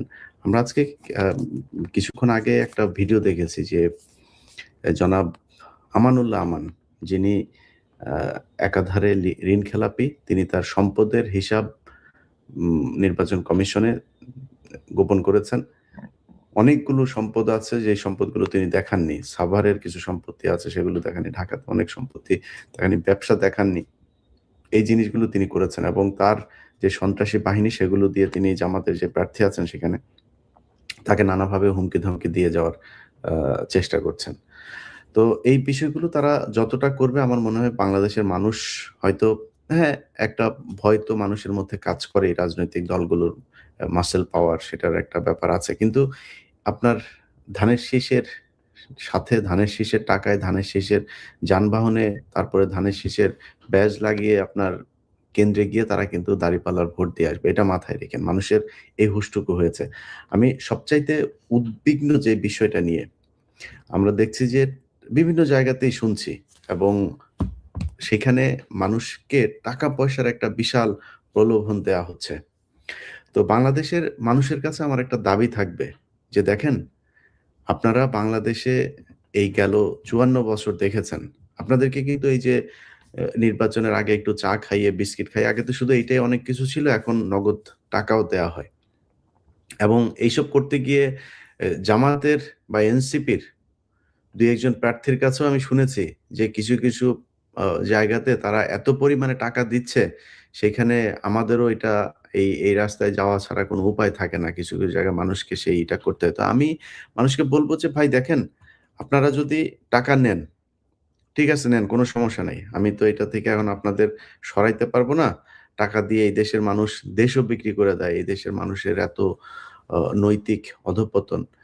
তো আপনারা তো সাধারণ মানুষ। আপনাদের এমনিতেই আর্থিক অভাব অনটন থাকে। যাদের টাকা পয়সার কোনো সমস্যা নেই তারাই দেশ বিক্রি করে দেয়। আপনাদের থাকতেই পারে। টাকা নেন। ঠিক আছে? কিন্তু ভোটটা একটু যেইখানে দিলে আপনার যে নাগরিক সুবিধা, নাগরিক অধিকার যেগুলো আছে সেগুলো পাবেন। যেই মানুষটাকে ভোট দিলে আপনার একটা পাসপোর্ট করতে গেলে ঘুষ দেয়া লাগবে না। একটা থানায় মামলা করতে গেলে, জিডি করতে গেলে ঘুষ দেয়া লাগবে না। একটা চাকরির জন্য আপনাকে ঘুষ দেয়া লাগবে না। একটা খারাপ মানুষকে আপনার এলাকায় কোনো সরকারি কোনো পদে বসাবে না। এই বিশ্বাসটা যাদের উপরে আছে তাদেরকে ভোটটা দিয়েন। এটা মনে রাখেন যে এই দেশটা আপনার আমার, এই দেশের ভবিষ্যৎ নির্ধারিত হবে আপনার এই ভোটের মাধ্যমে। একটা বিশেষ সময়ের মধ্যে সেই নির্বাচনটা এবার হচ্ছে। অতএব এই জিনিসটা কেউ করবেন না যে ভোট করতে ভোটের টাকা পয়সা নিয়ে তারপরে তাদের পক্ষে যায় ভোট দিবেন। এত নীতিবান হয়েন না। টাকাটা যে নিছেন এটাই তো নীতি বহির্ভূত। তো টাকা নিয়ে এরপরে টাকা নিলে ভোট দিতে হবে, ওই নীতিটা ঠিক রাখেন না। ভোটটা ঠিক জায়গা মতো দিয়েন। যেখানে দিলে মনে করেন যে আপনি সৎ, যোগ্য একজন প্রার্থীকে বসাতে পারবেন, সেই মানুষটাকে ভোটটা দিয়েন। যাই হোক, আমরা আজকে যে বিষয়টা আমি শুরুতে বলেছিলাম যে আমরা একটা বিশেষ পরিস্থিতিতে বিএনপির বিরুদ্ধে এই নির্বাচনে অবস্থান নিয়েছি। দেখেন, বিএনপির একটা জরিপ করছে। তারা বিভিন্ন পত্রিকাগুলো আ কিছুক্ষণ আগে একটা নিউজ দেখলাম আরটিভিতে। আরটিভি হচ্ছে বিএনপির তথ্য গবেষণা বিষয়ক সম্পাদক এক বাটপার আছে ওয়াহিদুজ্জামান। এই ওয়াহিদুজ্জামান হচ্ছে গিয়ে আবার নামের শুরুতেও মানে ভুয়া, শেষেও ভুয়া। শুরুতে বসিয়েছে প্রফেসর, ও প্রফেসর না। আবার শেষে বসিয়েছে অ্যাপোলো, ওর নাম অ্যাপোলোও না। ২ ভুয়ার মাঝখানে ও। ওর চারিদিকে ভুয়া।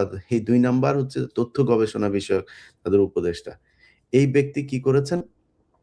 তিনি হচ্ছে গিয়া নিউজ করেছেন, বাংলাদেশের মানুষ নাকি মুখিয়ে আছেন যে তারেক রহমানকে প্রধানমন্ত্রী হিসাবে দেখার জন্য। কোথাও ৭০% আপনার জরিপে বিএনপি এগিয়ে আছে, 80% এগিয়ে আছে। আমরা এই 70-77% এগিয়ে থাকার এই জরিপ কিন্তু ওই যে সজীব ওয়াজেদ জয়দের সময় দেখেছি। সজীব ওয়াজেদ জয়দের যেই পলিসি, বিএনপি তারেক রহমান দেশে যাওয়ার পর থেকে প্রতিটি জায়গায় তার মিটিং, মিছিল, বক্তব্য, তারপরে বিভিন্ন জায়গায় ঘরোয়া ইয়তদেরকে নিয়ে তারপরে তারা যে করছে, এই সবকিছু এই বিএনপি আওয়ামী লীগ করতো। প্রতিটা জিনিস আওয়ামী লীগ করতো, সে একই কাজ তারা করছে। ক্ষমতায় গেল আমার বিশ্বাস সে একই কাজ তারা করবে। যে কারণেই 10 বছরের বেশি প্রধানমন্ত্রী থাকা যাবে না। আমি যদি নিজেও ব্যক্তিগতভাবে এটার সাথে একমত না। 10 বছরের বেশি কাউকে যদি চাই সেটা সমস্যা কি? সমস্যা না। আমার কাছে ব্যক্তিগত। কিন্তু আমার কথা হলো যে উদ্দেশ্যটা কি? বাংলাদেশে যে কারণে এটা বন্ধ করা হচ্ছে, বন্ধ করতে চাইছে এই সরকার। সেটা হচ্ছে যে এখানে কেউ 10 বছরের বেশি থাকতে গেলে সে স্বৈরাচার হয়ে যায়। তো আপনারে পরপর 10 বছর কেউ ক্ষমতা রাখবে এই চিন্তা, এই স্বপ্ন এত তাড়াতাড়ি দেখা ঠিক না। আর এটা নিয়ে এত পারাপারি করা উচিত না। সবখানেই তারা সেই আওয়ামী লীগের যে পলিসি, সেই পলিসিগুলো নিয়ে আসছে। সেই একইভাবে জরিপটাও করেছে তারা। তো 70% মানুষ যে Facebook বা YouTube এর যেই পোস্টে আপনার পত্রিকাগুলো, টেলিভিশনগুলো বলছে 70% বিএনপির পক্ষে, তাদের সেই Facebook এর পোস্টের যে লাইক, কমেন্ট, রিঅ্যাকশন যেগুলো আছে, সেগুলোতে গেলেই বোঝা যায় যে কয় পার্সেন্ট আসলে বিএনপিকে ভোটে চায়। মানুষ এত অসভ্য হয় নাই, এত নিমুখারাম হয় নাই, এত অবুঝ হয় নাই যে চোর বাটপার চোখের সামনে আমরা দেখছি, আমাদেরকে বলা হচ্ছে যে আপনারা চাঁদাবাজি করবেন, 12 তারিখ পর্যন্ত কেউ করেন না। ভাই, এই দেশের অনেক সংখ্যালঘু মানুষ আছেন যাদেরকে বলা হয়, মানে বানানো হয়েছে সংখ্যালঘু। এই কথিত সংখ্যালঘু মানুষগুলো সবসময়ই তারা নির্যাতনের শিকার হয়েছে। এটা সত্যি কথা। আচ্ছা, এখন সংখ্যালঘু কারা? সেটা হচ্ছে প্রশ্ন। আমাদের সংখ্যালঘু মানে বানানো হয়েছে যে হিন্দু মানুষ। আমি একজন সংখ্যালঘু। আমার নিজের বাড়ি দখল করা হয়েছে। আমার নিজের বাড়ির উপরে নানান ধরনের করে। তো আমার বাবা মানে অতিষ্ঠ হয়ে গিয়েছিল। আমার বলে যে, "আপনার তো মাস্টার সাহেব, আপনার তো অনেক বড় বাড়ি। এই বাড়ির এই পাশে আমার একটু দিয়ে দেন।" বাড়িতে বাথরুম-টাথরুম করে অস্থির। গাছ লাগায় এসে। বাধ্য হয়েছি আমরা মানে সেই বাড়ি বিক্রি করে দিতে। এগুলো আমরা বাংলাদেশে এই জমি জায়গার সমস্যা কত পার্সেন্ট হিন্দুর উপরে হয়? মুসলমানদের উপরে সবচাইতে। এখন এই সংখ্যালঘু কেন আমরা? কারণ হচ্ছে আমাদের পেশি শক্তি নাই, আমাদের টাকা পয়সা নাই। আর যারা কিনা এগুলো করে তাদের রাজনৈতিকভাবেও ক্ষমতাশালী মানুষজন আছে, লাঠি আছে, তারা সব দিক থেকে ক্ষমতাশালী। এখন এই ক্ষমতাশালীর এই যে পাওয়ার, এই যে দুর্বলের উপরে, এটা বাংলাদেশের ইতিহাসের শুরু থেকেই চলে আসছে, এখনো পর্যন্ত চলছে।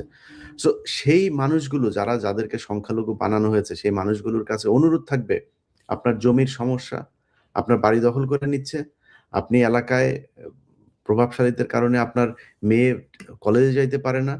ভাই, এই সমস্যা থেকে যদি বের হয়ে আসতে চান, আপনাকে জামাত ইসলামকে ক্ষমতায় আনতে হবে। আমি কথা দিচ্ছি আপনাদেরকে, আমি ইলিয়াস হুসাইন, আমার কাছে বহু মানুষ এই জমির সমস্যার কারণে ঘ্যান করেন। আপনাদেরকে বললাম, যদি জামাত ইসলাম ক্ষমতায় আসে, এইটুকু গ্যারান্টি দিচ্ছি যে এই সমস্যার থেকে ইনশাল্লাহ আপনাদেরকে সমাধান করব। আমি কোনো পদে থাকি না থাকি কোনো কিছু না। আমি যেইখানে থাকি, যে অবস্থাতে থাকি, আপনাদের এইটুকু গ্যারান্টি দিলাম যে এই দেশের মানুষের এই সমস্যাগুলো সমাধান করব। একজন মানুষকে অহেতুক আমাদের দেশে যে সমস্যাগুলো হয়, ধরেন বাড়ি করবে, তারা যায় ইট নিতে হবে তার কাছ থেকে। ইট কেন নিতে হবে? কারণ ইট আপনার কাছ থেকে মার্কেট থেকে নিতে পারেন, ওর কাছ থেকে নিতে হবে। ও যে ইটের দাম, একটার দাম 6 টাকা, ওইটা আপনার কাছ থেকে নিবে 9 টাকা। দিবে বা 500 ইট, টাকা নিবে আপনার কাছ থেকে 1000 ইটের। এই পলিসি দিয়ে আপনার এলাকার চাঁদাবাজ, এই যে কিছু দুর্বৃত্ত গড়ে উঠেছে রাজনৈতিক আপনার ব্যাকআপের মাধ্যমে, এরা এগুলো করে থাকে। সো সেই মানুষগুলো যেন আর করতে না পারে, সেটার জন্য আপনাদেরকে জামাত ইসলামকে ভোট দিতে হবে। দাঁড়িপাল্লাকে ক্ষমতায় আনতে হবে। যদি আনেন, তখনই এই দেশে আইনের শাসন, সুশাসন প্রতিষ্ঠিত হবে এবং আপনারা এই জায়গাগুলোকে আপনাদের মতো করে এই অধিকার, আপনার যেটা আছে সেটা ভোগ করতে পারবেন। আমাদের সাথে এই মুহূর্তে কুমিল্লা 5 আসনের ডক্টর মোবারক হোসেন যুক্ত হয়েছেন। আমার মনে হয় ওনাকে আমরা পাবো। দেখি উনি যদি নাকি যুক্ত হয়, ওনার ওখানকার সর্বশেষ অবস্থাটা আমরা একটু জানবো। ডক্টর মোবারক, আপনাকে ধন্যবাদ জানাচ্ছি। জি, আসসালামু আলাইকুম। আচ্ছা মোবারক ভাই, আমরা একটু শুনতে চাই আপনার এলাকায় আপনি কি অবস্থায় আছেন এবং পরিবেশ কেমন? জি, আপনাকে অসংখ্য ধন্যবাদ। আমি নিজেকে ধন্য মনে করছি যে আজকে আপনার সাথে সম্পৃক্ত হওয়ার। আমি কুমিল্লা ৫ পক্ষ থেকে আমি সবাইকে অন্তরস্থল থেকে অভিনন্দন এবং শুভেচ্ছা জানাচ্ছি। হুম। তো আমাদের মোবারক ভাই, আপনার জরুরি কিছু থাকলে আপনি ওটা করতে পারেন, সমস্যা নেই। কারণ আপনি এখন নির্বাচন নিয়ে অনেক ব্যস্ত। জি। মোবারক ভাইয়ের এখানেও সেই একই অবস্থা। আপনার রাতভর তারা টাকা পয়সা দিচ্ছে এবং সারা রাতই হয়তো এটা চলতে থাকবে এবং সেখান থেকে আরো বেশ কিছু অভিযোগ আমাদের কাছে এসছে, যেটা মোবারক ভাই নিজেই বলবেন। জি, মোবারক ভাই। জি, আলহামদুলিল্লাহ। শুকরিয়া আমাকে ইনভাইট করার জন্য। আমি যে বিষয়টি বলতে চাচ্ছিলাম যে আমাদের কুমিল্লা ৫ এখানে একটি সীমান্তবর্তী এরিয়া হওয়ার কারণে এখানে বহুমুখী এখানে অস্ত্রের কারবার হয়, মাদকের সম্রাটরা এখানে বসবাস করেন। তো সেই জায়গা থেকে আমরা অনেকটা ঝুঁকির মাঝে আছি এবং পাশাপাশি আমাদের যে বিএনপির প্রতিদ্বন্দ্বী আছেন এবং অনেকেই তারা তাদের অবস্থান জনগণে আসলে যেভাবে দাঁড়িপাল্লার পক্ষে হুমড়ি খেয়ে পড়ছেন, একবারে মায়ের কোলে শিশু থেকে শুরু করে সর্ব লেভেলের এইটার তারা ভয় দেখে অনেকেই হুমকি-দামকি দেওয়া শুরু করছেন যে দিবে না, অথবা আজকেও বরদুশিয়াতে ঢাকা থেকে ২ জন গেছে ভোট দেওয়ার মানে ভোট দেওয়ার উদ্দেশ্যে বাড়িতে আসছেন, তাদেরকে মারছেন। আমি মাধবপুরে একটি বক্সিমূল ইউনিয়নের মাধবপুরে একটা আ গ উঠান বৈঠকে গিয়েছিলাম। সেখানে আমাদের উপস্থিতি অনেক। তো সেখান থেকে কয়েকজন লোক তারা ডিস্টার্ব করার চেষ্টা করেন, মাইক বাজানোর চেষ্টা করেন। তা আমাদের ভাইয়েরা বুঝে তাদেরকে পাঠায় দেওয়া হয়। পরে ওরা এসে একটা বাচ্চা ছেলে, ৫ বছরের বাচ্চাকে তারা এই মারধর করেন, লাথি মারেন এবং তাকে নির্যাতন করেন। তো এরকমভাবে কয়েক জায়গায় এরকম হইছে। আজকে একজন আমাদের সুনামধন্য ডাক্তার মুজাম্মেল, সে ঢাকা মেডিকেলে সুনামধন্য একজন প্রফেসর। সে স্বাভাবিকভাবে লোকজনের সাথে সাক্ষাৎ করতেছেন। একজন এসে তার উপরে গায়ে হাত দিচ্ছেন। তো এই বিষয়গুলো নিঃসন্দেহে আমাদের জন্য দুঃখজনক যে তারা রাজনৈতিকভাবে মোকাবেলা না করতে পেরে বিচ্ছিন্নভাবে শিশুদের উপরে, নারীদের উপরে এবং রিক্শাওয়ালা, ভ্যানওয়ালাদের উপরে তারা আক্রমণ করে যাচ্ছেন। এটা আমাদের জন্য আসলে আমি মনে করি একটা স্বাধীন দেশের জন্য একটা দুঃখজনক বিষয়।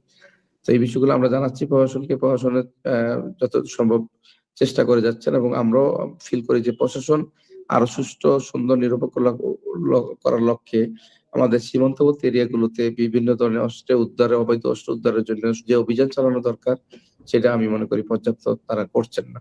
তো সেই ক্ষেত্রে আমার মনে হয় লেভেল প্লেইং এর ক্ষেত্রে এখানে একটা প্রশ্ন থেকে যায় এবং মাদকের সম্রাট হিসেবে যারা আছেন তারা সবাই এখন এক হয়ে প্রতিদ্বন্দ্বী প্রার্থীর সাথে কাজ করে যাচ্ছে। এটা কিন্তু জনগণ সবাই জানে এবং প্রকাশ্যে সবাই সবগুলো বিষয় মানুষের কাছে কিন্তু একবারে দিনের মতো ক্লিয়ার এবং অনেকগুলো রিপোর্ট আপনার যেহেতু আন্তর্জাতিকভাবে সব বিষয়গুলো আপনার নলেজে আছে, সবগুলো রিপোর্ট আপনার কাছে আছে।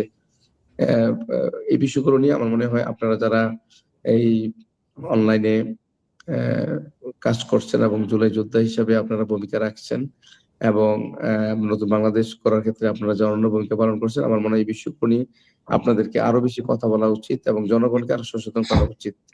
এই বিষয়টা আমি মনে করি। জি, মোবারক ভাই, আপনার অনেক মূল্যবান সময় আপনার দেওয়ার জন্য ধন্যবাদ। না, আপনি আমি শুকরিয়া, ভালো আমরা লাগছে। আজকে শুকরিয়া আপনার সাথে সরাসরি কথা বলার সুযোগ জি, পেয়েছি। মোবারক ভাই, ইনশাআল্লাহ কথা হবে। সংসদ সদস্য হওয়ার পরে কথা হবে ইনশাআল্লাহ। ইনশাআল্লাহ আল্লাহ কবুল করুক। আর ভাই আপনার নাম্বারটা তাইলে আমি একসময় নিব ইনশাআল্লাহ। জি, ফরহাদ ভাইয়ের কাছ থেকে নিয়ে নেন। জি। জি। ঠিক জি। আছে। Thank you. আ প্রিয় দর্শক, আমরা আপনাদের যারা প্রার্থী আছেন তাদেরকে আমার কিছু আ পরামর্শ আছে। সেই পরামর্শটা হচ্ছে, ধরেন প্রথমত হচ্ছে প্রশাসনে এখন পর্যন্ত যারা মনে করছেন যে কোনো বিশেষ দল ক্ষমতায় চলে আসবে এবং সেটা মনে করে যদি কেউ কোনো অপকর্ম করে থাকেন, আপনাদের ৫ তারিখের পরে যে ক্ষমাটা আপনারা পেয়েছিলেন সেই ক্ষমা কিন্তু পাবেন না। অনেক জায়গা থেকে অনেক তথ্য আসে। এখন পর্যন্ত সো ফার সেনাবাহিনীর ভূমিকা আমরা খারাপ পাই নাই। তবে সেনাবাহিনীকে কলুষিত করার জন্য যারা আগে কাজ করেছে, সেই দল এখনো অনেকেই তাদের ক্যান্টনমেন্টে আছে, চাকরিতেও আছেন। সেই গ্রুপটা অ্যাক্টিভ তো আছেই। তো তাদের সেটা নাশাত করে দেওয়ার জন্য সেনাবাহিনীর ভেতরেই তাদের সহকর্মীরা আছে। ইনশাআল্লাহ আমার বিশ্বাস যে নির্বাচনের দিন তারা ২০১৮ সাল, ২০১৪ সাল 2024 সালে তাদের যেই কালিমা তাদের শরীরে লেগেছে সেটা তারা পরিষ্কার করবে এবারে নির্বাচনে সঠিক ভূমিকা রাখার মধ্য দিয়ে। তো প্রশাসনের মনে করেন একজন ডিসি, তিনি পদাধিকার বলে রিটার্নিং অফিসার। এখন তিনি মনে করেন একটা আপনার এলাকার ইয়েতে আসনে আপনাকে সে টার্গেট করলো, যেমন আমার চুয়াডাঙ্গাতে।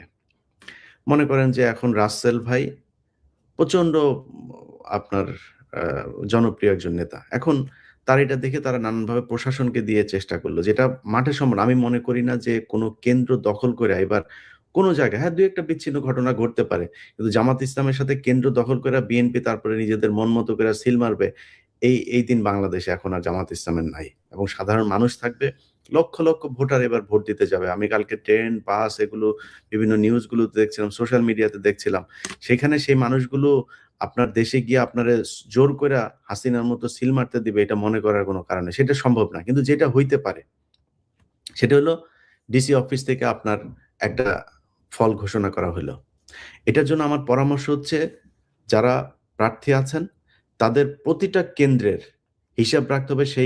সেই কেন্দ্রের ভেতরে আপনার কতজন লোক কোন জায়গায় কার অবস্থান থাকবে, এবং যারা এখানে মারামারি করতে আসবে এরকম খবর আপনাদের যাদের ব্যাপারে থাকবে সেইসব জায়গায় আপনাদের প্রস্তুতি থাকতে হবে। আচ্ছা, এখন কেন্দ্রগুলোতে যেটা হবে, মনে করেন রাত ৪টার সময় মনে করেন বা ৫টার সময় নির্বাচন শেষ হইলো। আপনার ভোট গণনা শুরু হলো ধরেন ৮টা থেকে। আপনি ১২টা, ১টা পর্যন্ত আপনি ৩টা পর্যন্ত ভোট গণনার সময় লাগলো। কোনো সমস্যা নেই। কিন্তু ভোট গণনা করার পরে ওই কেন্দ্র থেকে আপনাকে রেজাল্ট নিতে হবে। এবং ওই রেজাল্ট যখন ঘোষণা হবে এটা আপনারা ভিডিও করবেন। প্রতিটা মানুষ আপনাদের সাথে মোবারক ভাই, আমার মনে হয় আপনি বের হয়ে যেতে পারেন। আপনি কাজ করেন। তো আমার হচ্ছে যে যারা এই নির্বাচনগুলোতে কেন্দ্রগুলোতে থাকবেন সবার কাছে ক্যামেরা থাকবে। চাইলে আপনারা বডি ক্যামেরা রাখতে পারেন, চাইলে মোবাইল রাখতে পারেন, বাট আপনার কাছে ক্যামেরা থাকতে হবে।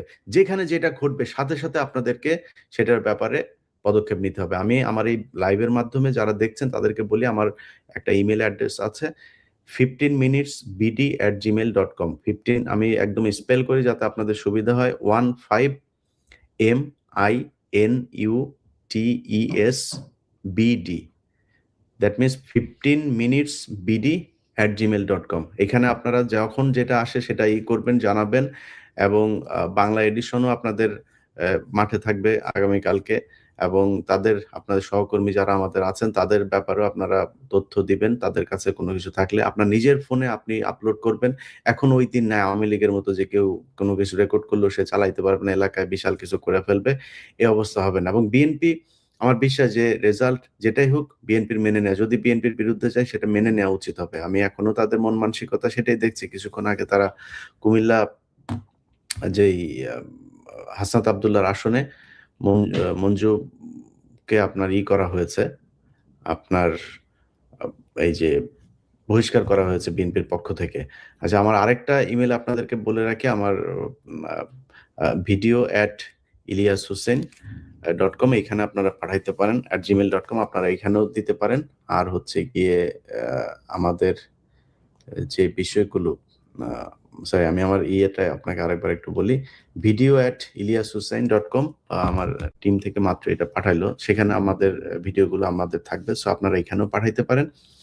আচ্ছা, তো এখন আপনি যখন কিনা কেন্দ্রটা আপনার হাতে রাখলেন, আপনি সেখানে কেন্দ্রের ফলটা ঘোষণা হলো আপনার ফোনে, আপনি নিয়ে নিলেন, রেকর্ড থাকলো আপনি এই কেন্দ্রের, আপনার বলা হয়েছে যে প্রিজাইডিং অফিসার বলেছে যে এত ভোট আপনি পেয়েছেন।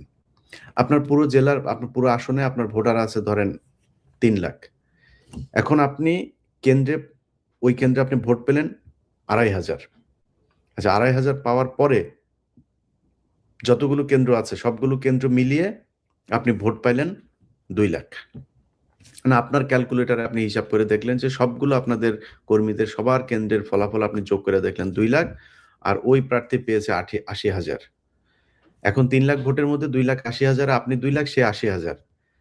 এবার নির্বাচন কমিশনারের অফিসে যাওয়ার পরে, অর্থাৎ যিনি ডিসির অফিসে যখন আপনার ফলাফল ঘোষণা হবে, ডিসি বলল আপনি ভোট পেয়েছেন ১,১০,০০০, আপনার অপোনেন্ট পেয়েছে হচ্ছে ১,২৫,০০০। এখন আপনি তো সবগুলো আসনের যোগ করে রেখেছেন। সেটা নিয়ে যদি পরবর্তীতে মামলাও হয়, তদন্ত হয়, আপনি আপনার এগুলো সব দেখাইতে পারবেন। সো প্রতিটা কেন্দ্রে নির্বাচন হবে, প্রতিটা কেন্দ্রে প্রতিটা ভোট আপনি ঠিক জায়গায় পড়ছে কিনা, মানে সে তার মন মতো দিতে পারছে কিনা, তার সেটা চিন্তা করে কেউ তাকে জোর করে কোনো ভোট ব্যালটে তাকে সিল দেওয়াচ্ছে কিনা, তার ভোটটা অন্য কেউ দিয়ে দিচ্ছে কিনা, এগুলো ঠিক রাখতে হবে প্রতিটা ভোটে। আর প্রতিটা কেন্দ্রের হিসাব আপনাদেরকে নিতে হবে, এটা আপনাদের মাথায় রাখতে হবে।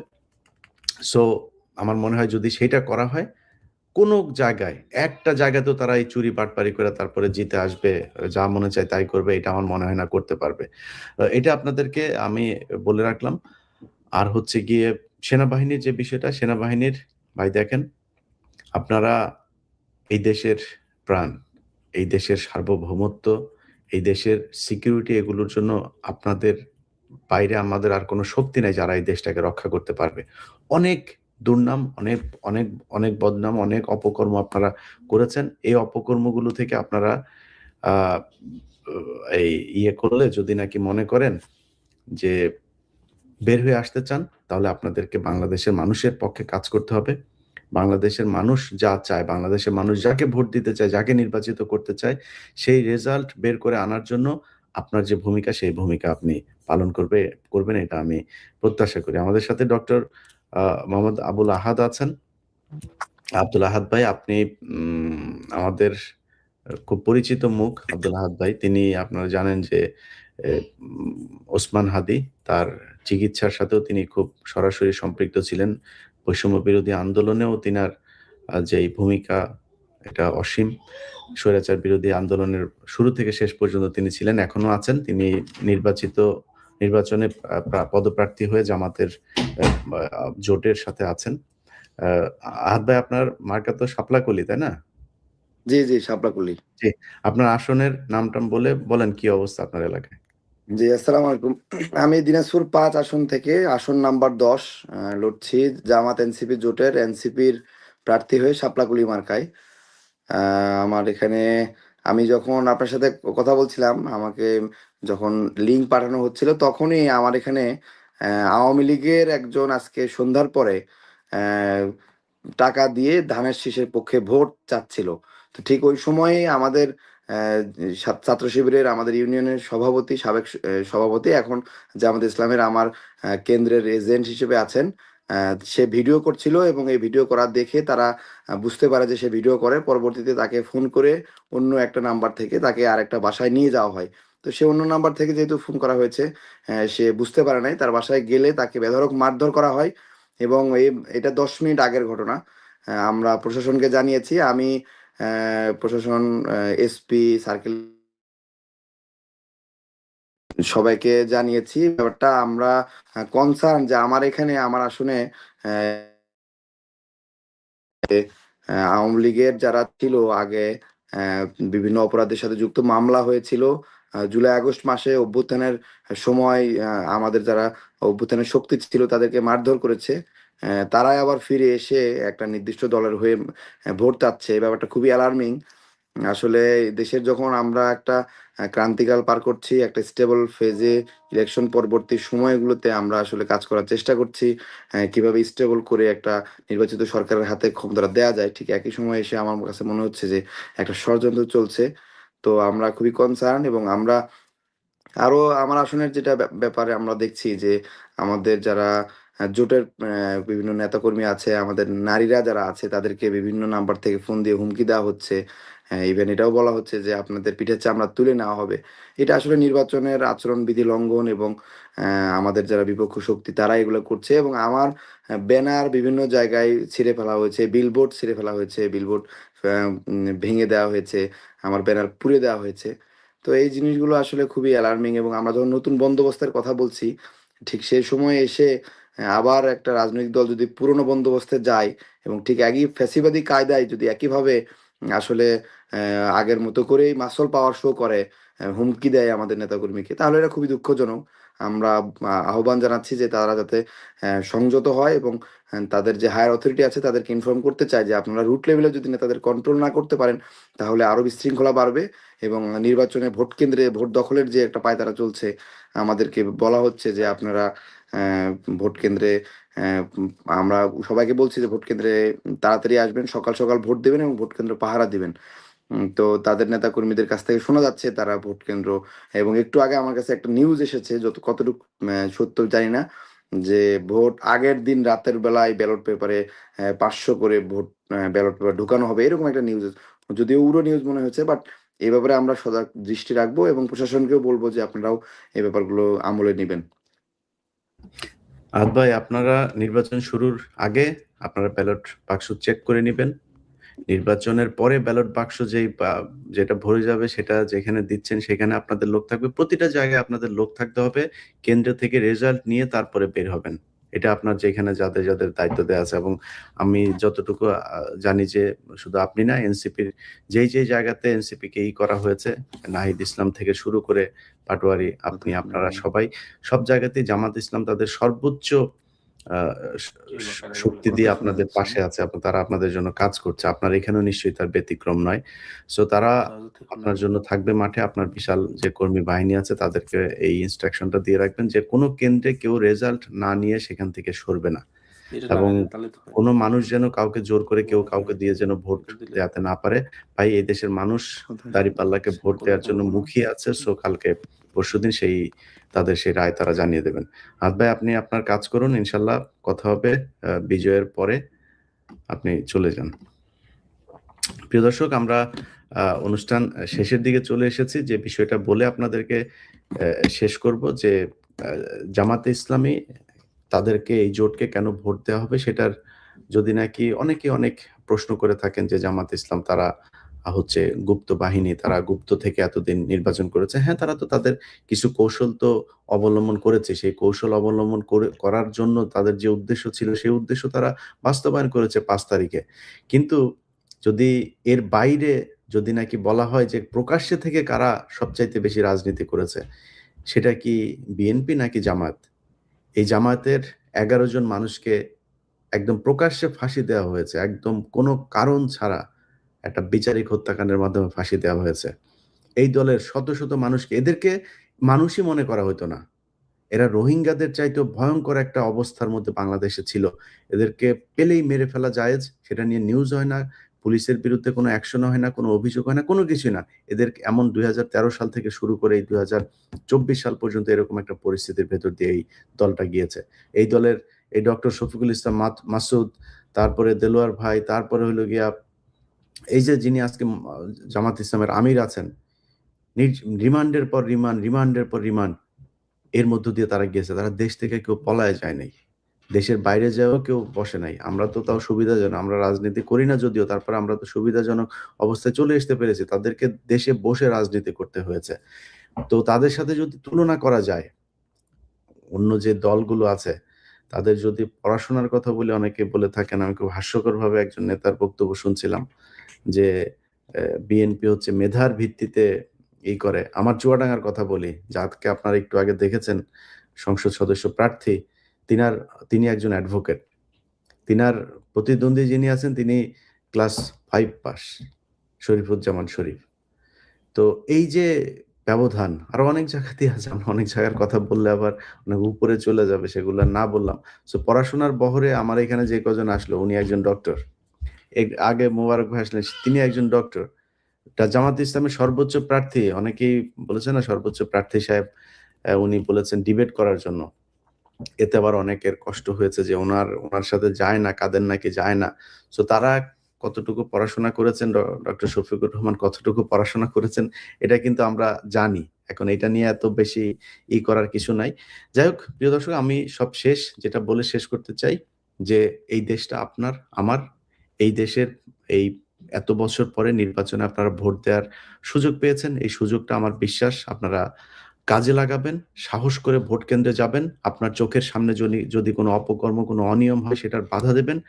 10-এর লাঠি 1-এর বোঝা, আপনারা সবাই মিলে যদি নাকি সেটার প্রতিবাদ করেন, আপনার সামনে এসে কেউ দাঁড়াতে পারবে না।